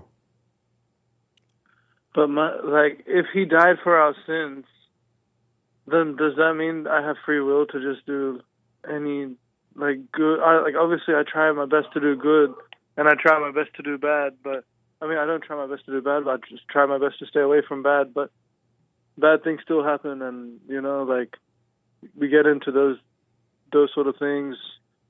Just if it's all forgiven, what is my purpose here? Is basically what I'm saying. Is if I know he's alive, I think he's going to come back too. He's already come back. He's inside of you already. He has returned, and he lives in you. Amen. Amen to that. But what I'm saying is, in the flesh, he will come back in like as a being again one day maybe. Why do you think he's coming back in the flesh? Like his whole body will be here. Like he will be here again. Why you on say earth. that? Like end of times, when the Antichrist comes and Jesus will come and we will have to obey him. And But the Antichrist is already here too. He has already come. He is inside of your mind and inside the mind of other people. So how do we repel that? By forgiving, so that God can the light can take over and cause you to overcome evil of your mind. Okay. How do you think? How do yeah, you? go on. No, finish your question first. No, sorry. How do you? How you say you try to do good? How do you try to do good? I try my best to, like, every day. I make the most of every day. I pray to God, and I take care of myself physically, financially, spiritually. I try my best to attain knowledge every day. I study at university as well. Oh, okay. I pray to a God that I don't believe in. You can't do good. You got to be good. And when you be good, then you can't help but do good. But you got to be good. You can't try to be good or do good. Yeah. You got to be good. And the way you be good is when you go and forgive your mama and your daddy and your heart change to good. And then goodness would change you and live through you. Then you would do good. And my other question was that I can't perform the miracles of Jesus. Like, I can't turn water into wine or turn the blind person to make him see again or cure someone who died multiple days ago and bring him back to life. I don't have those Why qualities. are you even thinking about those things? But no, obviously those are miracles that he's performed. But like, how else can I be like him? What else can I do to be like him? You can love God with all your heart, soul, and might, and love your neighbor, and walk in the light, and you are like him. Have you forgiven your mama? Yeah, of course. You told her? What? Yeah, I tell her I love her. Did you tell your mama you forgive her for what she done to you? What did she do to me? Did you forgive your mama?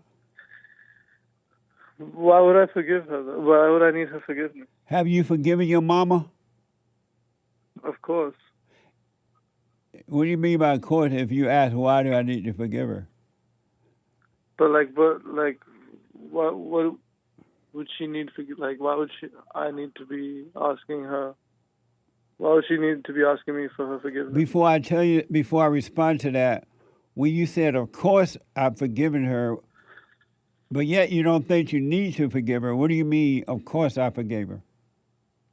Like, if there's never a position where she would need to, ask me. But if it was, she can't do me wrong. So, so you've never forgiven your mother, right? I've always forgiven her. If she's never done it. She's never done me wrong. So how have you forgiven her then if she's never done you wrong? What did you forgive her for? Nothing. So what do you mean I always forgiven her because she never done me wrong? But if she had done me wrong, I would already I wouldn't think anything of it. Have you forgiven your father? The same. Like, I know that even if they do me wrong, it's because they love me. How can you do somebody wrong and you love them? That doesn't make sense. That's true. Oh, she did me wrong, but she loved me. That's what I thought as well.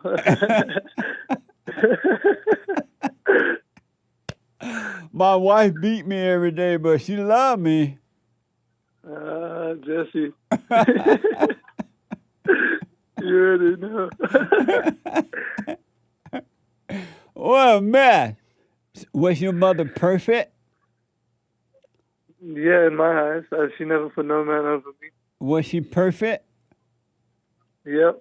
She made no mistakes at all with you? I don't think she could have done a better job. She made no mistakes at all. There was nothing about her that was a mistake. Nothing. Literally, like, I can't think of... Okay. Because I don't have another model to look at. Was your mother... Was your mother Mary or something? No. Well, are you Jesus? I'm not Jesus, no. I'm not What, Jesus. Mary your mama? I think she's the best woman to ever walk the earth, but no. So she was better than Mary, the mother of no, Jesus? She's not bad. No woman is better than Mary, the mother of Jesus. Oh. Well, because of time, Gino, you got to search your heart and see if you resent your mother for whatever she did, irritated you or turned you away from your father or both, and forgive your father for not protecting you from her. He loved you. He didn't know how to deal with her. When you forgive, go to them. When you see it for yourself, not because I said it, all right? And you see that you're wrong for holding any anger or resentment, and then go and forgive them. Don't ask for forgiveness. You forgive them. God will forgive you. Your heart will change from resentment, from evil to good. Then you'll be able to be good and do good. Your whole life will change. But you got to see what's going on with you first. You're right, Jesse. It's really hard to look in the mirror sometimes. Yes. And that's the problem with human beings. It's hard for them to see that they're evil, that they're wrong. They see it in everybody else but themselves. And because the ego is hard to admit that you're wrong. So I recommend you do the silent. Are you doing the silent prayer? I am. I always have my prayers going. I always remember God. No. Do you know about the silent prayer that I tell people to do? No, what's the silent prayer? Go to rebuildingaman.com/silent prayer. Rebuildingaman.com/silent prayer. I want to encourage you to do that. You can do your little hooping and holler to God first when you're really praying to Satan, but you can do it. And then be still and know God, all right? All right. Let me know how it goes. Thanks so much, Jesse. Thanks so much, Jesse. I'll call back. I'll try that. I'll try that. Okay, how old are you? I'm 26. I'm turning 27 soon. How old are you today? 26. Amazing. Okay, do the silent prayer and let me know how things go. All right. Thank you so much for your time, Jesse. You're welcome. I got to take a break. The hate news coming up with the anchor baby. One more hour to go. Back in a moment. In your life, always be still. Don't overreact. Most of the people that I know, they say, "Oh, I know Jesus. I love Jesus. I'm an observer." And as soon as something don't go their way, they get mad. I'm like, what the? If you overreact, folks, remember to do that. Don't overreact. And when you get mad, it's your problem. It ain't your wife's problem, your husband's problem, your neighbor, your friend, your preacher, your teacher. It's your problem. Why you think you tick? It didn't go your way or the way you think it should go. Don't have a way you think it should go. Let life just happen. Thoughts make you think that life should go the way you want it to go. And if it doesn't, if someone don't do or say or act the way you think they should act, you hate them. And then you blame them for being mad. It's the darndest thing I ever seen. But it's amazing to see it. So relax.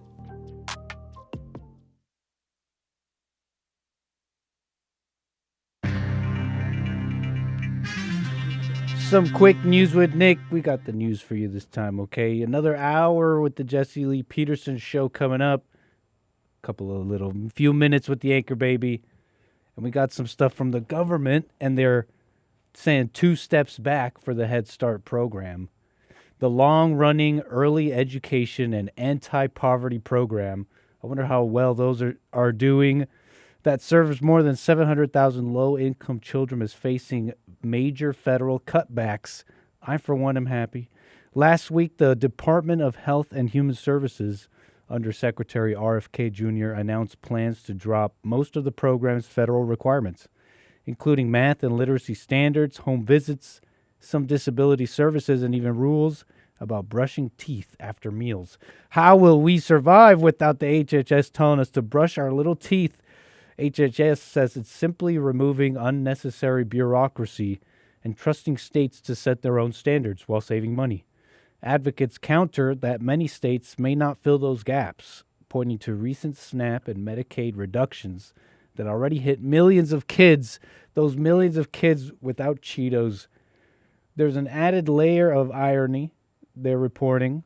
The Trump administration encourages married couples to have more children, yet is scaling back the supports that help lower-income parents actually raise them. How will they do it? President Trump has blamed the cost of the Iran war, noting the proposed Head Start cuts would save about $2.2 billion, roughly the price of a single day of fighting. You know, the larger context is average IQ scores developed in pretty much all the developed countries are like drifting downwards. Poverty remains high. So I wonder how well those programs are working. But in the skies, they're reporting an Alaska Airlines flight from Miami to Seattle was forced back to the gate Sunday evening after passengers allegedly threatened to take over the aircraft. Imagine this. You're taxiing, 6:40 p.m., and the pilot radios, air traffic control, we have a customer disturbance on board right now with threats coming from customers. We want to go into lockdown protocol. Added later that a flight attendant reported a customer had threatened to take the aircraft over. When controllers asked if law enforcement was needed, the pilot said, absolutely. Miami-Dade Sheriff officers responded. Passengers were temporarily deplaned. They determined there was no credible threat. Passengers involved were removed, temporarily banned from Alaska Airlines, and rebooked on another flight. The Alaska Airlines spokesman said, the safety of our guests and crew is always our highest priority. I wonder what really happened. The incident comes amid a broad decline in unruly passenger cases. I wonder if that's due to the end of Spirit Airlines. I don't know. But speaking of vehicles in distress, Mark Zuckerberg is being hated on. He's all rich out there with his mega yacht. They're saying he ignored a distress call from a nearby vessel that was stranded in Alaskan waters.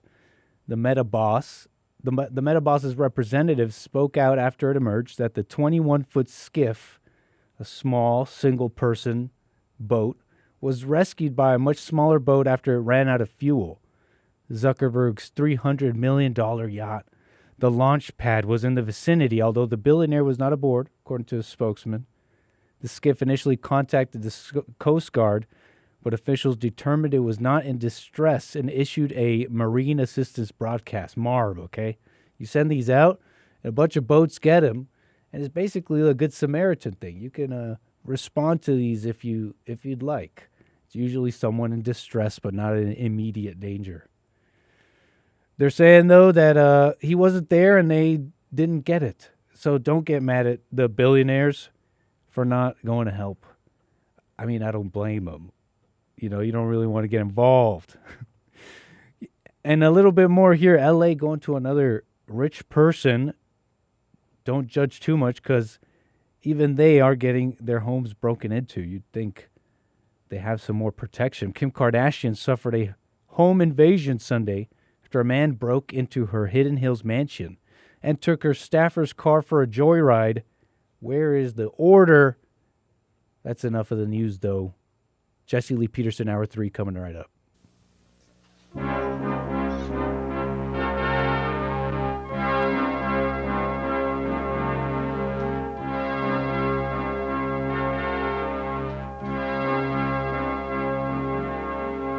Somewhere in the world today, men have got to stand up strong, face the truth about themselves, to understand what went wrong.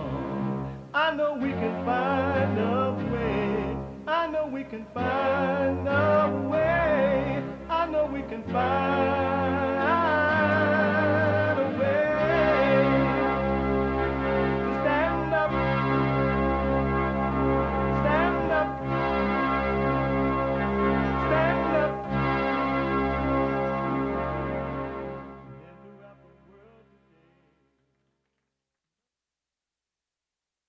Uniting the races with truth instead of dividing them with lies. We are also rebuilding the family by rebuilding the man. I am Jesse Lee Peterson. Good morning. Hi, y'all. You can get involved by calling 888-7753-773. 888-77-JESSE. Jesse, Jesse. And my brand new biblical question for this week, another doozy. Did Jesus desire mercy or sacrifice? Did Jesus desire mercy or sacrifice? Mercy, mercy, my Lord, mercy. Did he desire mercy or sacrifice? We have every way that you can watch and support the show listed on jesseleepeterson.com/show. jesseleepeterson.com/show. And if you're running around doing whatever it is you're doing, and you would still like to listen to the show as it is happening, you can. You can podcast and then put it on, listen to it live on your phone while you're running around. We're on at different time around the world. Here we're 6 a.m. to 9 a.m. Pacific time, but around the world, it's already Tuesday. In some parts of the world, what the? You can listen on your phone and still podcast by calling the listen line at 605-615-4131. 605-615-4131. And to donate and have your comments read out loud, go to Buy Me a Coffee. BuyMeACoffee.com/JLP Talk or Bond JLP Cash App. But we're going to get to all of your super chats. Bond JLP Cash App. It's Monday. And rainy days and Mondays always build me up. And it is also because we love the females. It is Female Monday. Donald J. Trump is now President of the United States.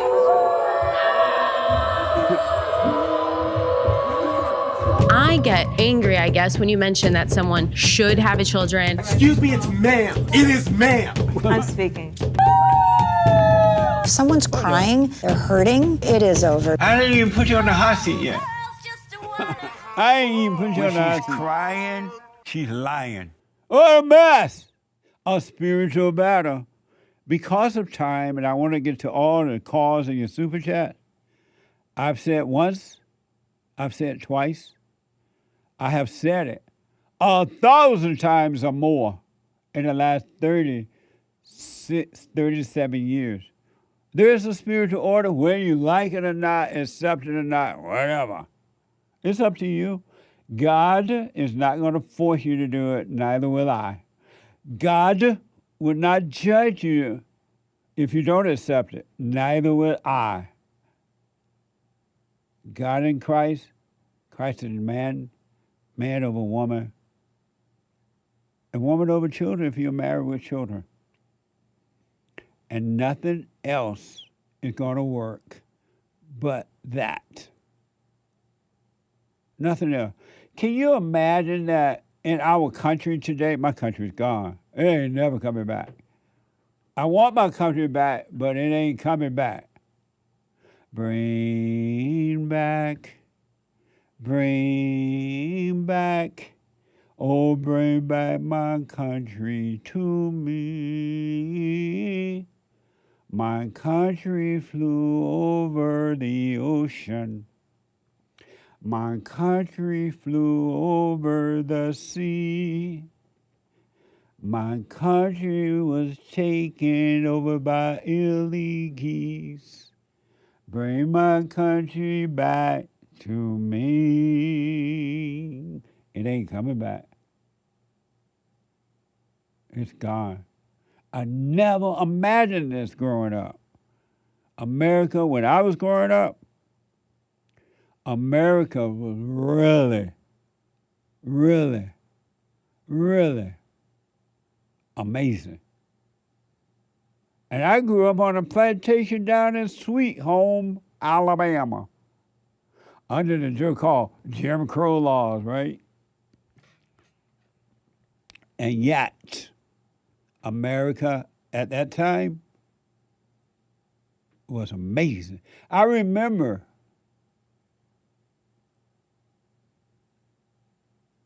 when black people were free, when black people were independent thinkers, when black people had no leaders, when black people owned businesses and they had jobs and there were black colleges and black people were independent like the Jews and like the whites. There was a time black people were free before so-called Martin Luther King and Jesse Jackson and all those guys, their mess, so-called civil rights movement, civil wrong movement. It was a mess. I remember when women loved being women, when they understood the order of God, when they were not jealous of man and they were not trying to be men. Now, all that has changed and the women are suffering in ways that you can't even imagine because the law is broken. The law of the heart has been switched from evil, from good to evil. And I have proof. Oh, I want to go to work. These men hating women. I mean, women hating men say, I want to work like the man. I don't want to stay home and raise no children. I want to put them in a daycare center somewhere. I don't get enough thrill raising children. My thrills come, they say, from being at work. And everybody tell me how wonderful. I'm a hard worker. They praise me for my work. The kids don't care. And now women are suffering from that. According to Instagram, a 41-year-old woman says losing her corporate job of 16 years have left her struggling. And she's not sure how much more she can take from Instagram. All right, guys, this is a very vulnerable post for me, Vulnerable. but I am not well and I'm struggling. You guys know I recently turned 41 and I have no idea what I'm doing. I have no direction, no worth. Like, I am a lost soul. I spent 16 years in corporate America, which gave me structure and sensibility and stability. And then when my boss passed away 3 years ago, I left the 9-to-5 thinking that it was a chance to reset. And, you know, life doesn't always go according to plan. At the beginning of this year, I went back into corporate America and I was let go of 2 jobs in 4 months. And to say it didn't crush me has been an understatement. And I keep trying to be positive and trying to be hopeful, but it is hard. And when you are doing this alone and you don't have support from like a significant other or like a dual income, it just gets to be very exhausting. And yesterday I spent the whole day in bed because I just was like so down. So if you're going through a hard time and you're struggling, just know you're not alone. You're not alone. I'm here with you. Though you're far away, I'm here to stay. Just the other day, I heard you say, working 9 to 5, trying to make a living. Now I'm just so out of it. I lost my ego. I lost my ego gratification. I lost my job. And now I have nothing. I ain't got no man. I ain't got no husband I can rely on. I lost my ego. Now reality is sitting in, has sat in that I'm nothing. I feel the pain of being nothing. I'm so lost. I feel like nothing. Reality is sat in that I am nothing. What can I do? I stay in bed all day. What a mess, huh? She replaced, based on what she's saying, the way I'm interpreting it, she replaced seeking what's right first to a job. And now the job is gone and she can't breathe. Hands up, I can't breathe.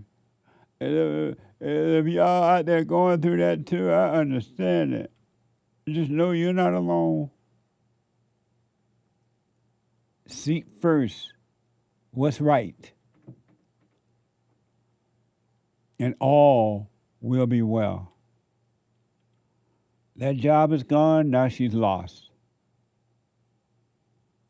That job helped her to escape the misery that was happening inside of her, and now it's back. It never left, but she's with it. Gemini's reported that on an average, men have longer active careers than women, 38 to 40 years compared to 32 to 34 years. Women were not created for this, and it's never going to work. You're breaking the law of the heart. And if you think that's bad, and it is, I want you to see what's in charge of what's running your government. This type of female is in a so-called leadership role and running your government, and you're okay with that. My country is gone, and it's not going to get better. It's gone. It's over.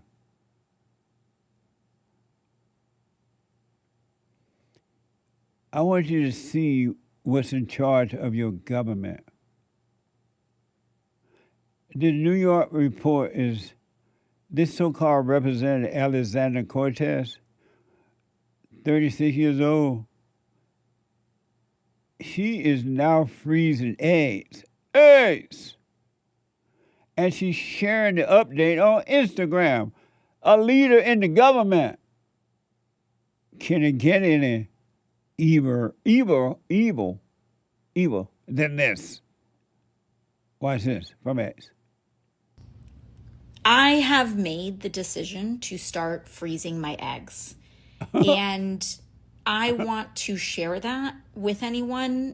Why? Just by me choosing to not keep this private, there may be a consequence. But you know what? I'm okay with that.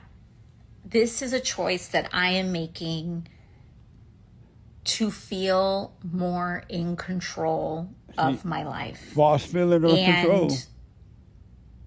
If people want to make assumptions about my decision, let them make those assumptions. I feel empowered to make this choice. I think it's a very privileged position that I've been able to make. What a loser. Don't be weird about this, even though I know all of you will be. Okay. You're the one weird. What the?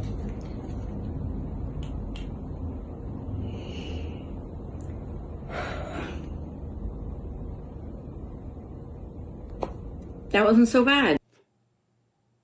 That female is in charge of government, whatever state she's in. Somebody voted for her to be a leader. And look what you're getting. Ain't nothing personal no more. What the?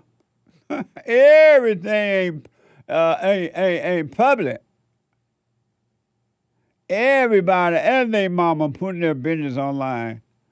Except, baby, Jessica's daddy. What good is it doing you or anyone to see this heifer put a needle in her belly and pull blood out? Or whatever she got out of there. What good is doing anyone except for her ego? Why she had to let you see that? This is a lawmaker, right? A lawmaker of Satan. 888-77-53773. Let me go to Las Vegas and talk to Jareth out of Las Vegas. Jareth, you are on the air. Good morning, Jesse. Good morning. My friend passed away the other day, and I guess I'm going through the stages, as they call them, and one of them is anger. And the whole anger thing, dropping your anger, has been a beautiful thing for me, and I've been sharing it with others. But I do feel angry. I guess sad. And so I don't know my question exactly. How do we handle friends' death? Or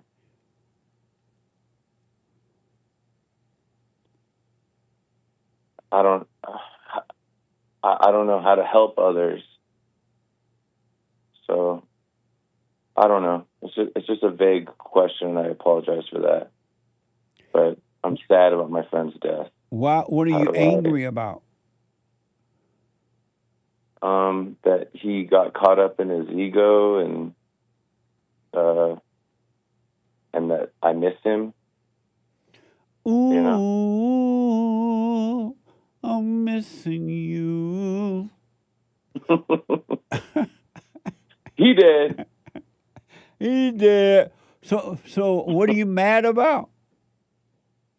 That, I'm sad more than mad, I guess. But you're a little mad? Yeah. About what? It was just unnecessary.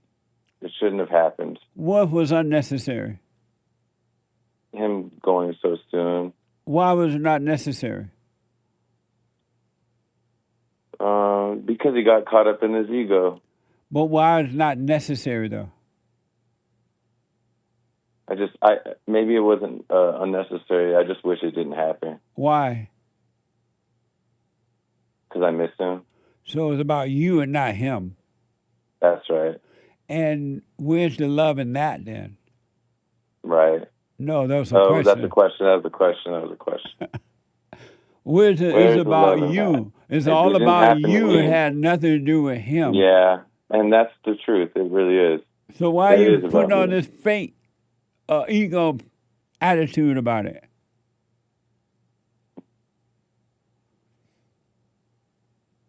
I don't know. I'm embarrassed by it. I shouldn't. Embarrassed by what? Embarrassed that I'm on an ego trip about it. What do you mean you're embarrassed about it? It didn't happen to me. I know. I said that. I said that on Sunday. People get mad when people die. They're like, "Oh, I lost my baby. I lost my husband. I lost my wife. I lost my," and they want people to feel bad for them as though they lost something. They didn't lose anything. Yeah, and the very first time I ever called you, I talked about evangelism, and you laughed at that, and then you made me laugh at myself. And then I love that interview you did with Ray Comfort, who's an evangelist. And tell me though, what are you mad about, and why are you sad? What am I mad about? We already know it's about your ego. Yeah. So what good is it doing you to be mad about or sad? About it's all about you. It has nothing to do with him. So I guess my question would be then, how do we deal with that? What good is it doing you to act this way about it? None. Except build your ego. That's right. That's right.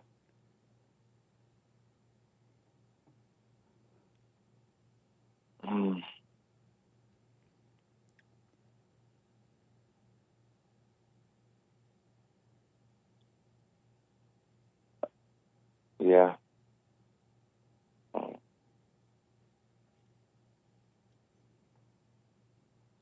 Yeah, what? I guess I'm just sad. What? I'm just sad. And I just wanted to say that. You're just sad? Yeah. And what are you sad about? That I can't undo it. Undo what? I can't get there in time to stop it. Get where? To stop them from dying. What, you can get where in time to stop him from dying?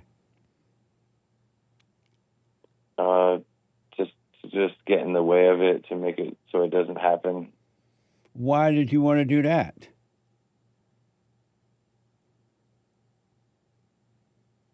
So that I could have my friend still. So that was still about you. Exactly. Why would you want to get in the way of him doing what he wanted to do? That was his life. That's right. No. Why would you want to get in his way? Well, I would say because I love him, but I also know that you say to be wary of those that say they love you. Right, Mama. If you loved him, Mama, you wouldn't want to get in his way of doing what he wanted to do in his life. That's right. You put on a showcase personality. It's not real. It's all about you. That's right. So if a few tears come, let it pass, let it come, let it pass, and you'll be fine. But get rid of all the other phony acts. Oh, I'm mad. I'm so mad. I should have been there. I blame myself. It's all an act. It's not even real, and it's definitely not love. I agree. It is selfish. And why don't you stop it, man? You want to be an evangelist.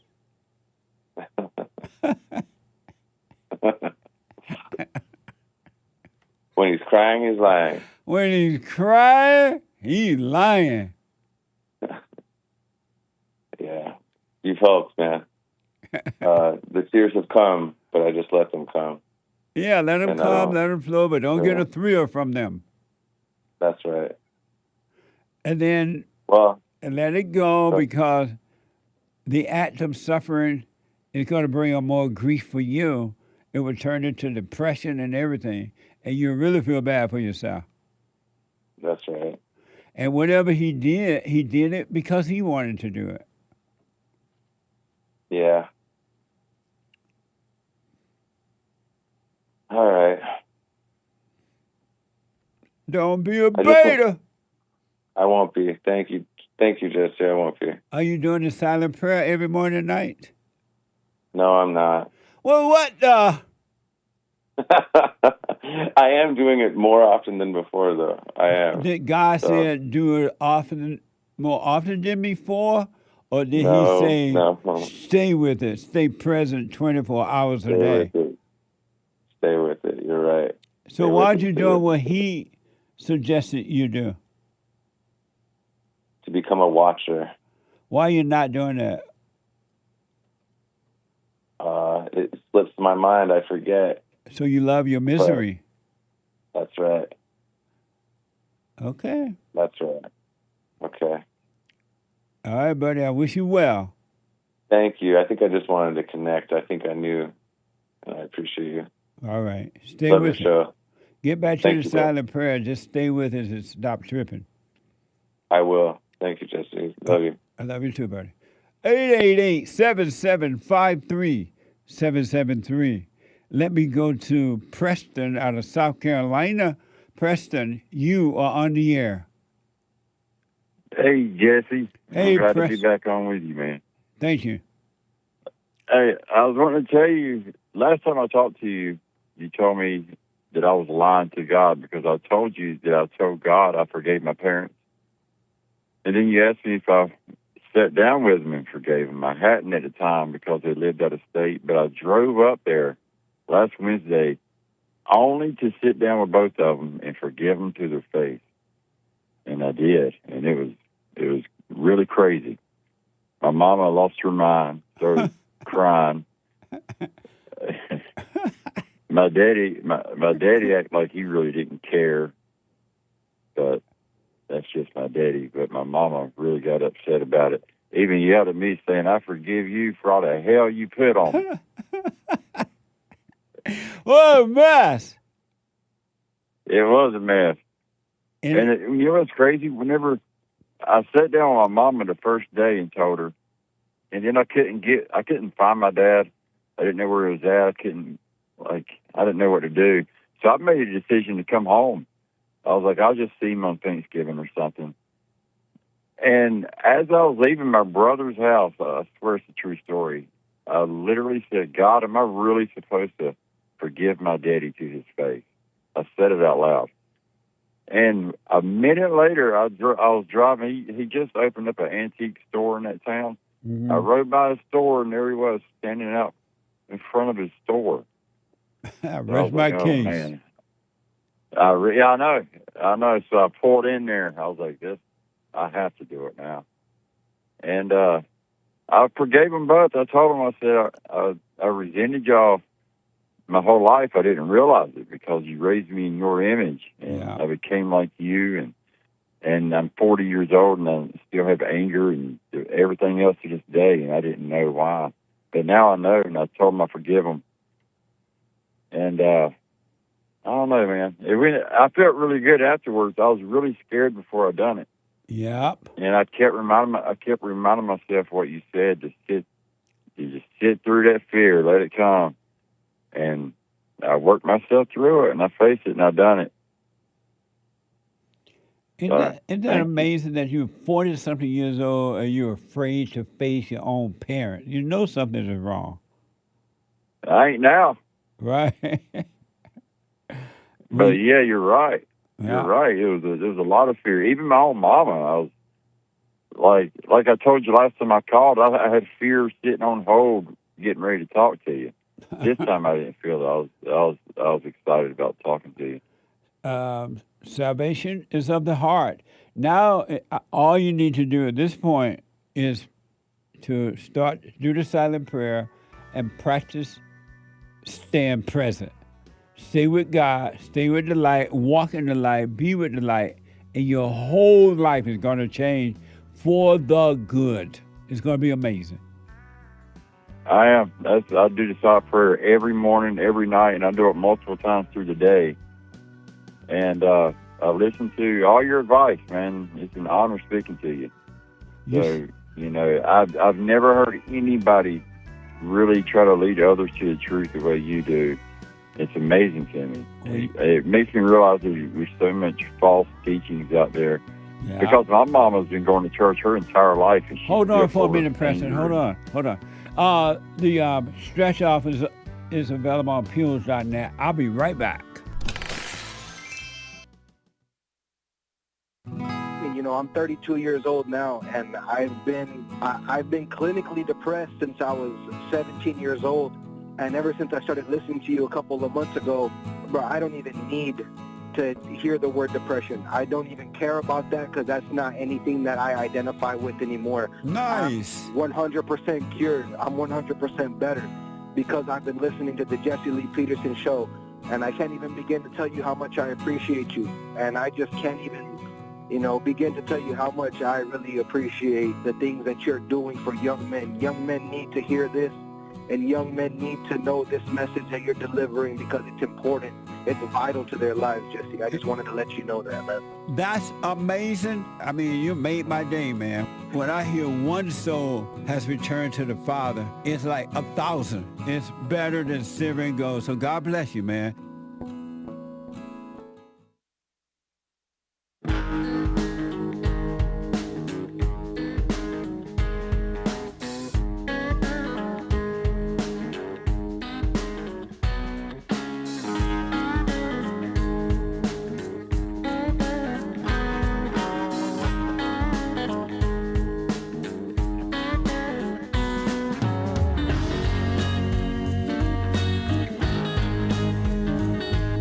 Okay, welcome back. 888-7753. 773-888-77. Jesse. I did that story on this, according to the report, this police officer lady out of New York, according to the story, helped her gang-banging son escape from a shooting or something. And they say even her husband helped. And now she's in jail. And Hate texted me and said, because Hate is not here today, it was a getaway driver, not just a designated driver. She was, according to the report, the getaway driver. With her own son. And she's supposed to be a police officer out of New York. What the? Amazing. And speaking of Hake,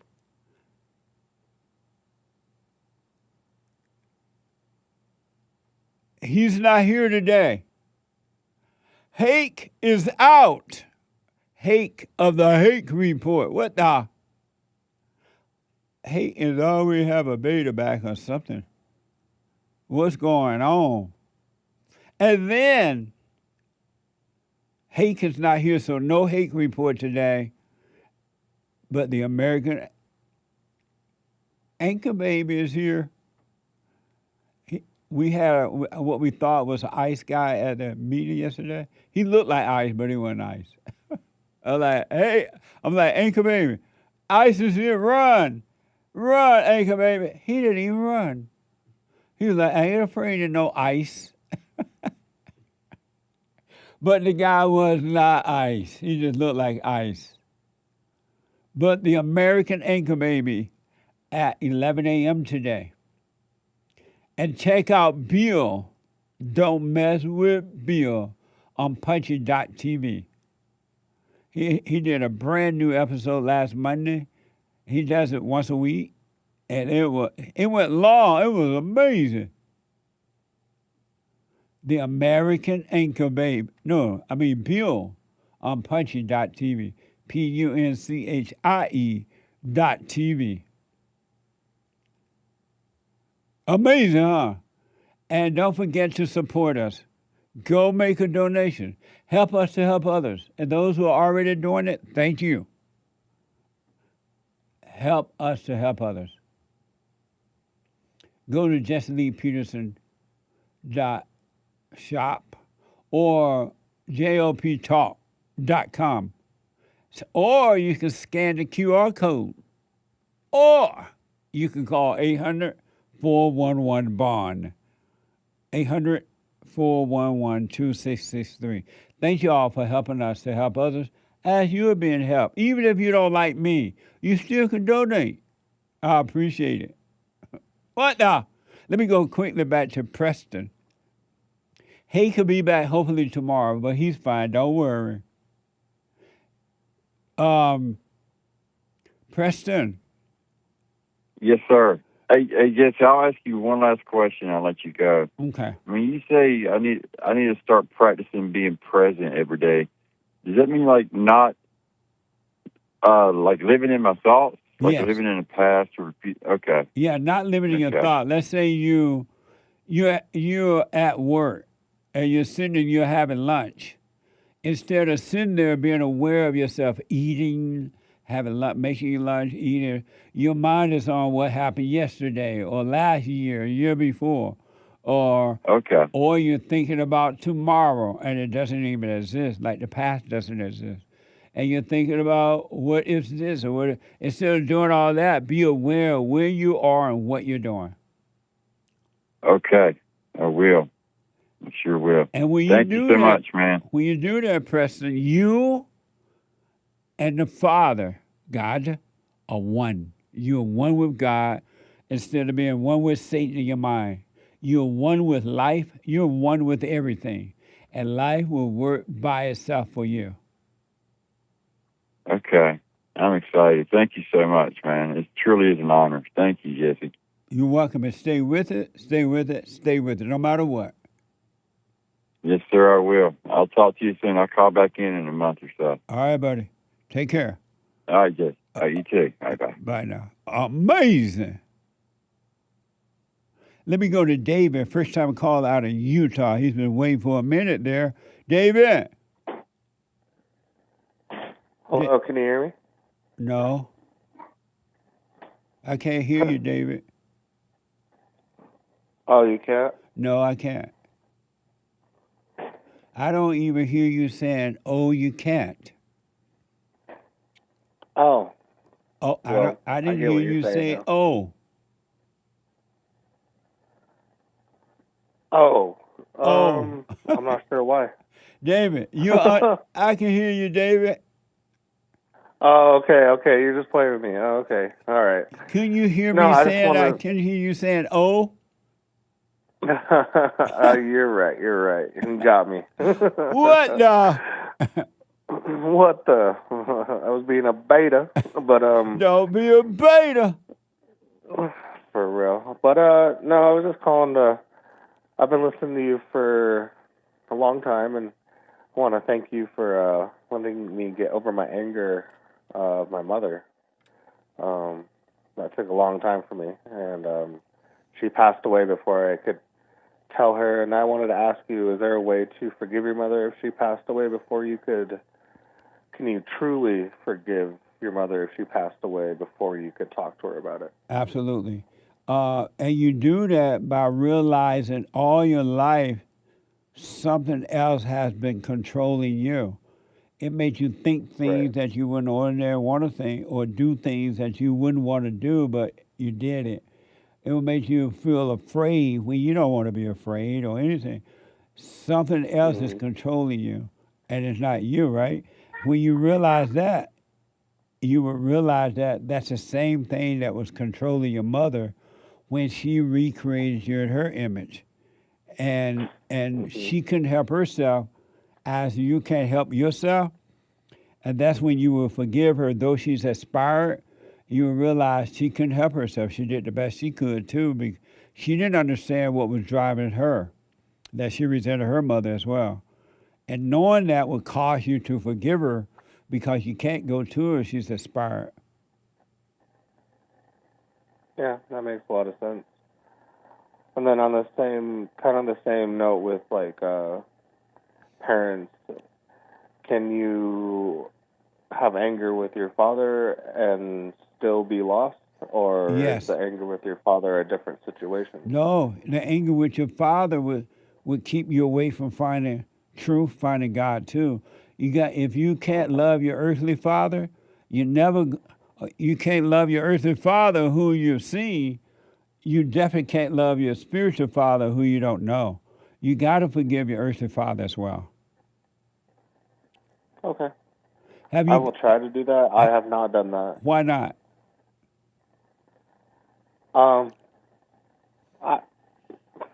Just because he's still alive, but he wasn't present in my life, and then now he wants to be present, but blames me for a lot of.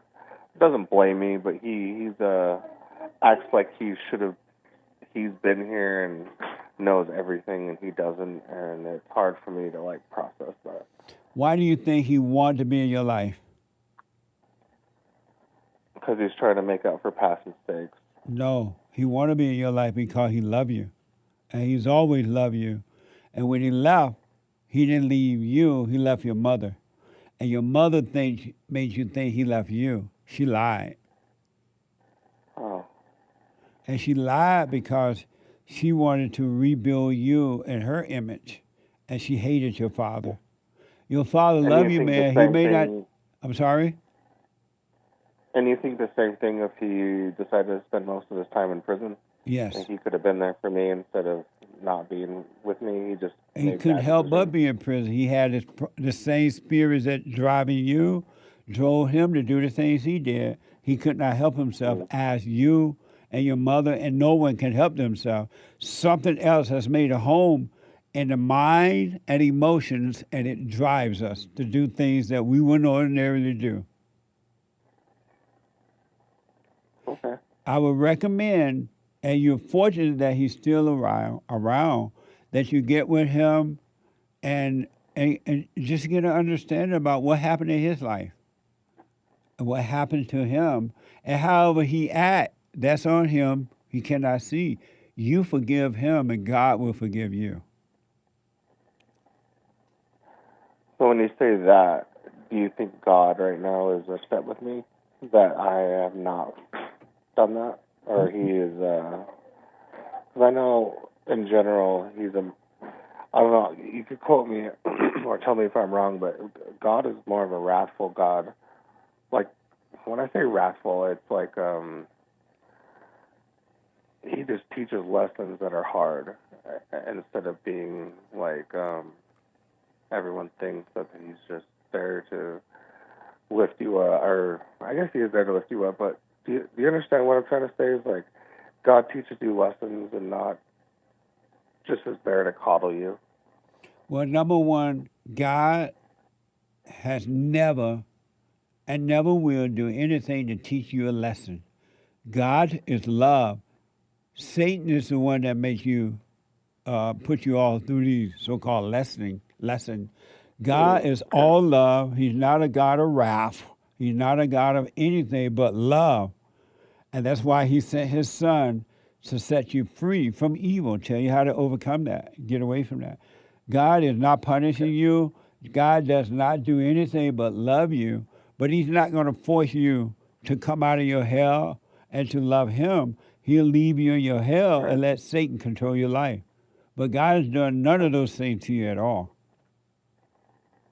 Okay, understood. All of your pain is coming from your separation from God and one with evil.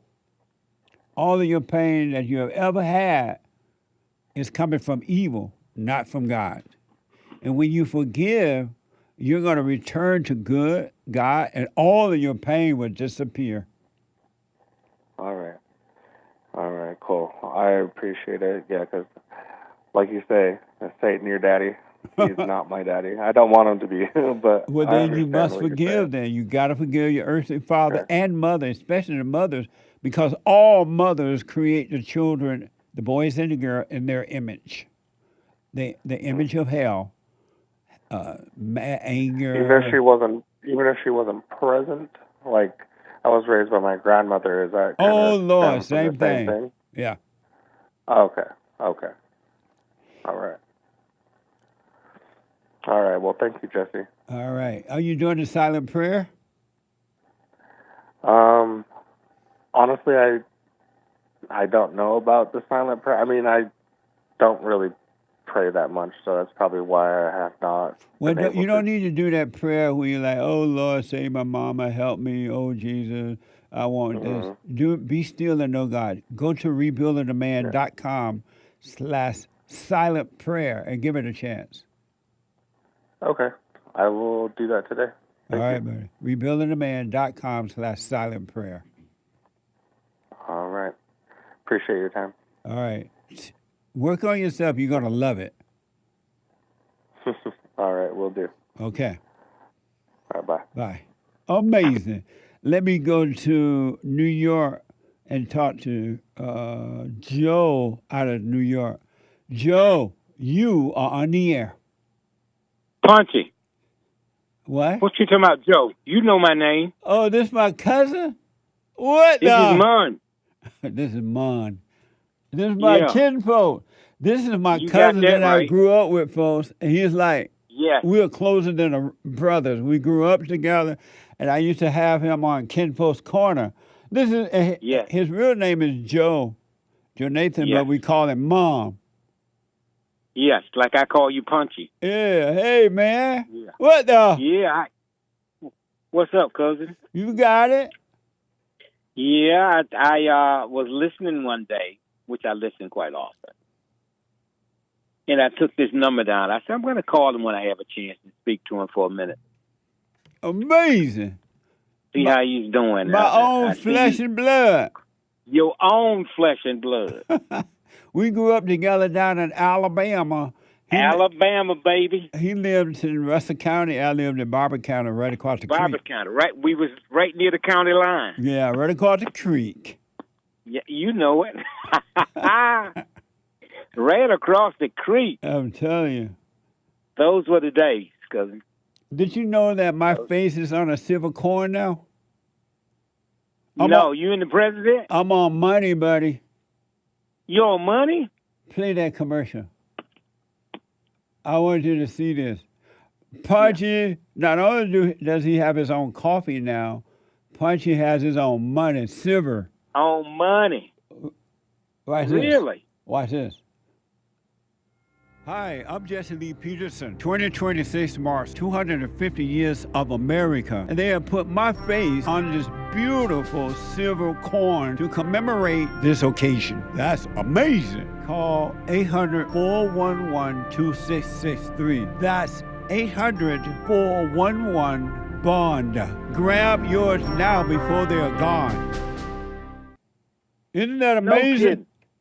That's amazing. Silver coin is good investment, and I'm on there. Later. Amazing. Yeah, it is. It is. Really is fun. Proud of you, man. God is good. All the time. And I'm proud of you. Thank you. I appreciate that. Yeah. I have my own coffee, too, right? You know about that? No, sir. Let's play Punchy Coffee. Punchy coffee? Punchy's coffee. I hear the word punchy. I said, oh, my God, he's using his old nickname now. Watch this. Mm-hmm. Oh, we don't have a soundbite for it. Punchy's coffee. I have my own coffee. It is good, too. It's so good. It's so good it makes you want to slap your mama. Oh, God, that's too good. That's just too dang good. We're going to have to bring Kinfolk Corner back. Yeah, so we can we can have you back on. Yeah, because they need somebody to go up against you, and that would be me. That's right. That's right. Even Maze agree with you. Really? Maze is a friend of the show. She's been calling the show for years, and she loved Kinfolk's Corner. Well, yeah, because she know the truth with me. Amazing. Do you love the Great White Hope? No, I don't. And why not? Because he don't love me. So he had to love you in order for you to love him? In order for me to love a person, they got to show love to me. And that's they don't show love to me, I either stay neutral or I don't like them. Is that what God said for you to do? Aren't you a Christian? Yeah, but I'm not one of them that turn the other cheek. Did God's... Oh, God. See, my own flesh and blood, folks. What the... You slap me, I'm going to slap you. Well, what did God tell you to do? Turn the other cheek. And why don't you do what he said to do? I do 99.9% of what God tells me to do, but I can't do that. Did he say do 99 or 100? 100. I rest my case. But I'm not perfect. What? I have flaws. But Trump do love you. Who? No, he don't. No. Why? Trump is making America great for all people. Trump is draining America dry. How? Taking all the cash. What do you mean? We ain't even got stuff to fight the wars no more. What war? The war that he got us in, the last one. What war is that? Over in Iraq. I don't know what you mean. You don't know what I mean? No. It'll take a minute for me to get you up to par then if you don't know what I mean. I thought so because there is no war in Iraq. Is it what is it? Iraq or Iran? I rest my case. Where is it? I rest my case. No, don't rest your case on that. I mean, I'm talking fast. I'm on the radio. I'm a little excited, so my brains isn't thinking quite like it usually do. So black. Don't. Wherever we fighting this war at. We are not at war with Iran, buddy. We are at war with somebody over there in the Middle East. No. No? No. We're dealing with a situation. Okay, the situation. Yes. Got us on the ropes right now. Throwing left jabs all over. No, believe me, we're not on the rope, buddy. Yes, we are. It's impossible to be on the rope when the Trump is in charge. Oh, no, it's not. Right. He said this war will be over in 2 weeks. A week. It ain't over yet. Will you apologize when it's all said and done? Will I apologize? Yes. I just don't like Trump. I'm sorry. I just don't like the man. So you won't apologize, right? I won't apologize. What imagine, folks. This is my cousin I grew up with. That's right. And That's right. We're like brothers. We're truly like brothers. Truly like brothers. And look how he speaks. They couldn't imagine how you and I were, how close we were. I know. It still is. And look how he speaks, folks. Now, everybody in my family are crazy. Everybody in your family is not crazy. Who is not crazy then, other than me? You went to the left a little bit. No, I went to all the way, buddy. I'm so far right, I'm about to fall off the cliff. I know you are. I hear you talking sometimes. You done fell off a few times. Somebody threw you a rope to climb back up. Mom, I got to run, but we'll talk soon. Go ahead. We'll talk soon. I'm glad I got a chance to speak to you, cuz. Me too. You, in spite of how I feel totally 100%, you're doing some good for a few people. Yeah. But you take care. All right. You made my day, man. Thanks for the call. Yeah. Good to hear your voice. You too. Love you. Love you too, buddy. Amazing. Okay. Super. Super chat. Super chats. Couple of quick super chats here. Fazul on YouTube says, I said the words and Mama took forgiveness well. She said it always bothered her and was so relieved. His love was present with us until her final breath. Amazing. I took the suitcase, she took the pain. Amazing. Thank you. Jess with a coffee says, Jesse, too many hiccups this morning. Hake can't take no more days off. We need the white man. I rest my case. Rest my case. Nick LaBoy with a rumble rant says, Jesse, I'm really vulnerable right now. Boo-hoo, boo-hoo. I've been in bed all day, Jesse, so I figured I'd send you some coin for your little business. Thank you for helping me with my little business. How's your little business? I wish you well. Thank you. Just know you're not alone. Boo-hoo. Right on. Boo-hoo? He says, just know you're not alone. Boo-hoo. Thank you. You're not alone. Thank you. The Hake Report gifted a cookie on Pilled, I think. Right on. Thank you, Hake Report. And I wish you well. Get well soon, Hake. And Greenwall won one of those gold pills with the scratch-offs, I believe. Right on. Thank you, Greenwall. Nice. Cornerstone says, put this toward Hake's Beta Back Fund. If ever he needed it, he needs it now. What the? Hannes, I think, says, Happy Men's History Month, the month of my birthday. Thank you, Jesse. Thank you, team. Right on. Thank you, and happy birthday. Amazing. And Lori with a coffee says, morning, Jesse. Church was good. Thank you to Danielle, because you reminded me to keep eyes off my husband and on myself. Thanks. Yes. This spiritual journey, ladies and gentlemen, you must take it alone. You can't help anybody alone this way. What the? Thank you. And that's all for now. Amazing. Thank you all. I appreciate it. I can't believe that the time is up already, but it is. Stay with it, stay with it, stay with it. And check out yesterday's fellowship, all the fellowship, at rebuildingtheman.com/church, all right? Do the silent prayer. Go and forgive your mama, forgive your daddy. Don't ask for forgiveness. Forgive them, and God will forgive you, and everything will change for you, all right? So stay with it, stay with it. Matt, a first-time caller out of Oregon. Ricky, a first-time caller out of Virginia. And David, a first-time caller from somewhere he just dropped. And the rest of the call, I'm out of time. But stay with it. You got to have love, real love from above, not mama's love from below. You want the love from above, all right, men and women. And so just stay with it. There is no hate report today. Hate is out today, but the American Anchor Baby will happen at 11 a.m., right after what should have been the hate report, but 11 to 1, the American Anchor Baby. And thank you all for your support. Continue to donate at rebuildingtheman.com/donate. All right? Thank you all, and stay with it.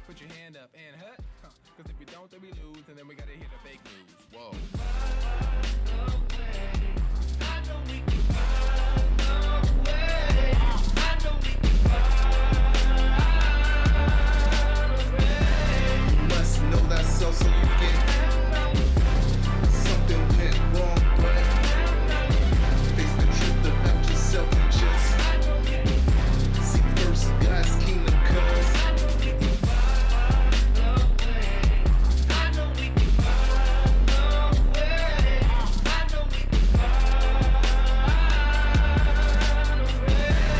must know thyself so you get something went wrong, but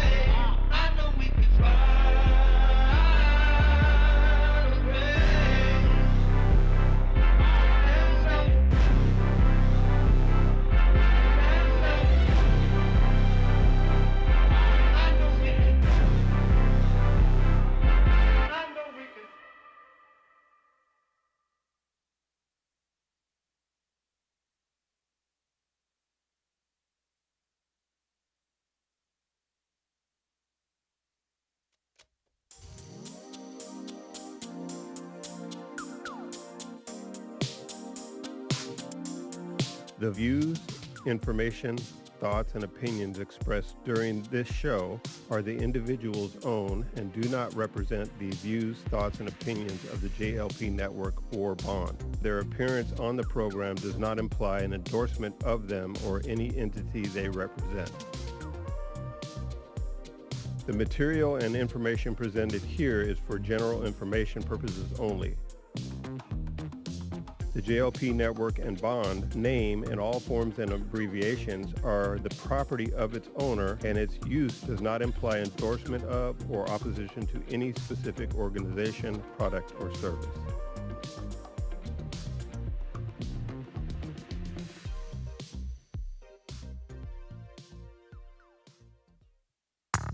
I recommend you get a copy of my book, From Rage to Responsibility.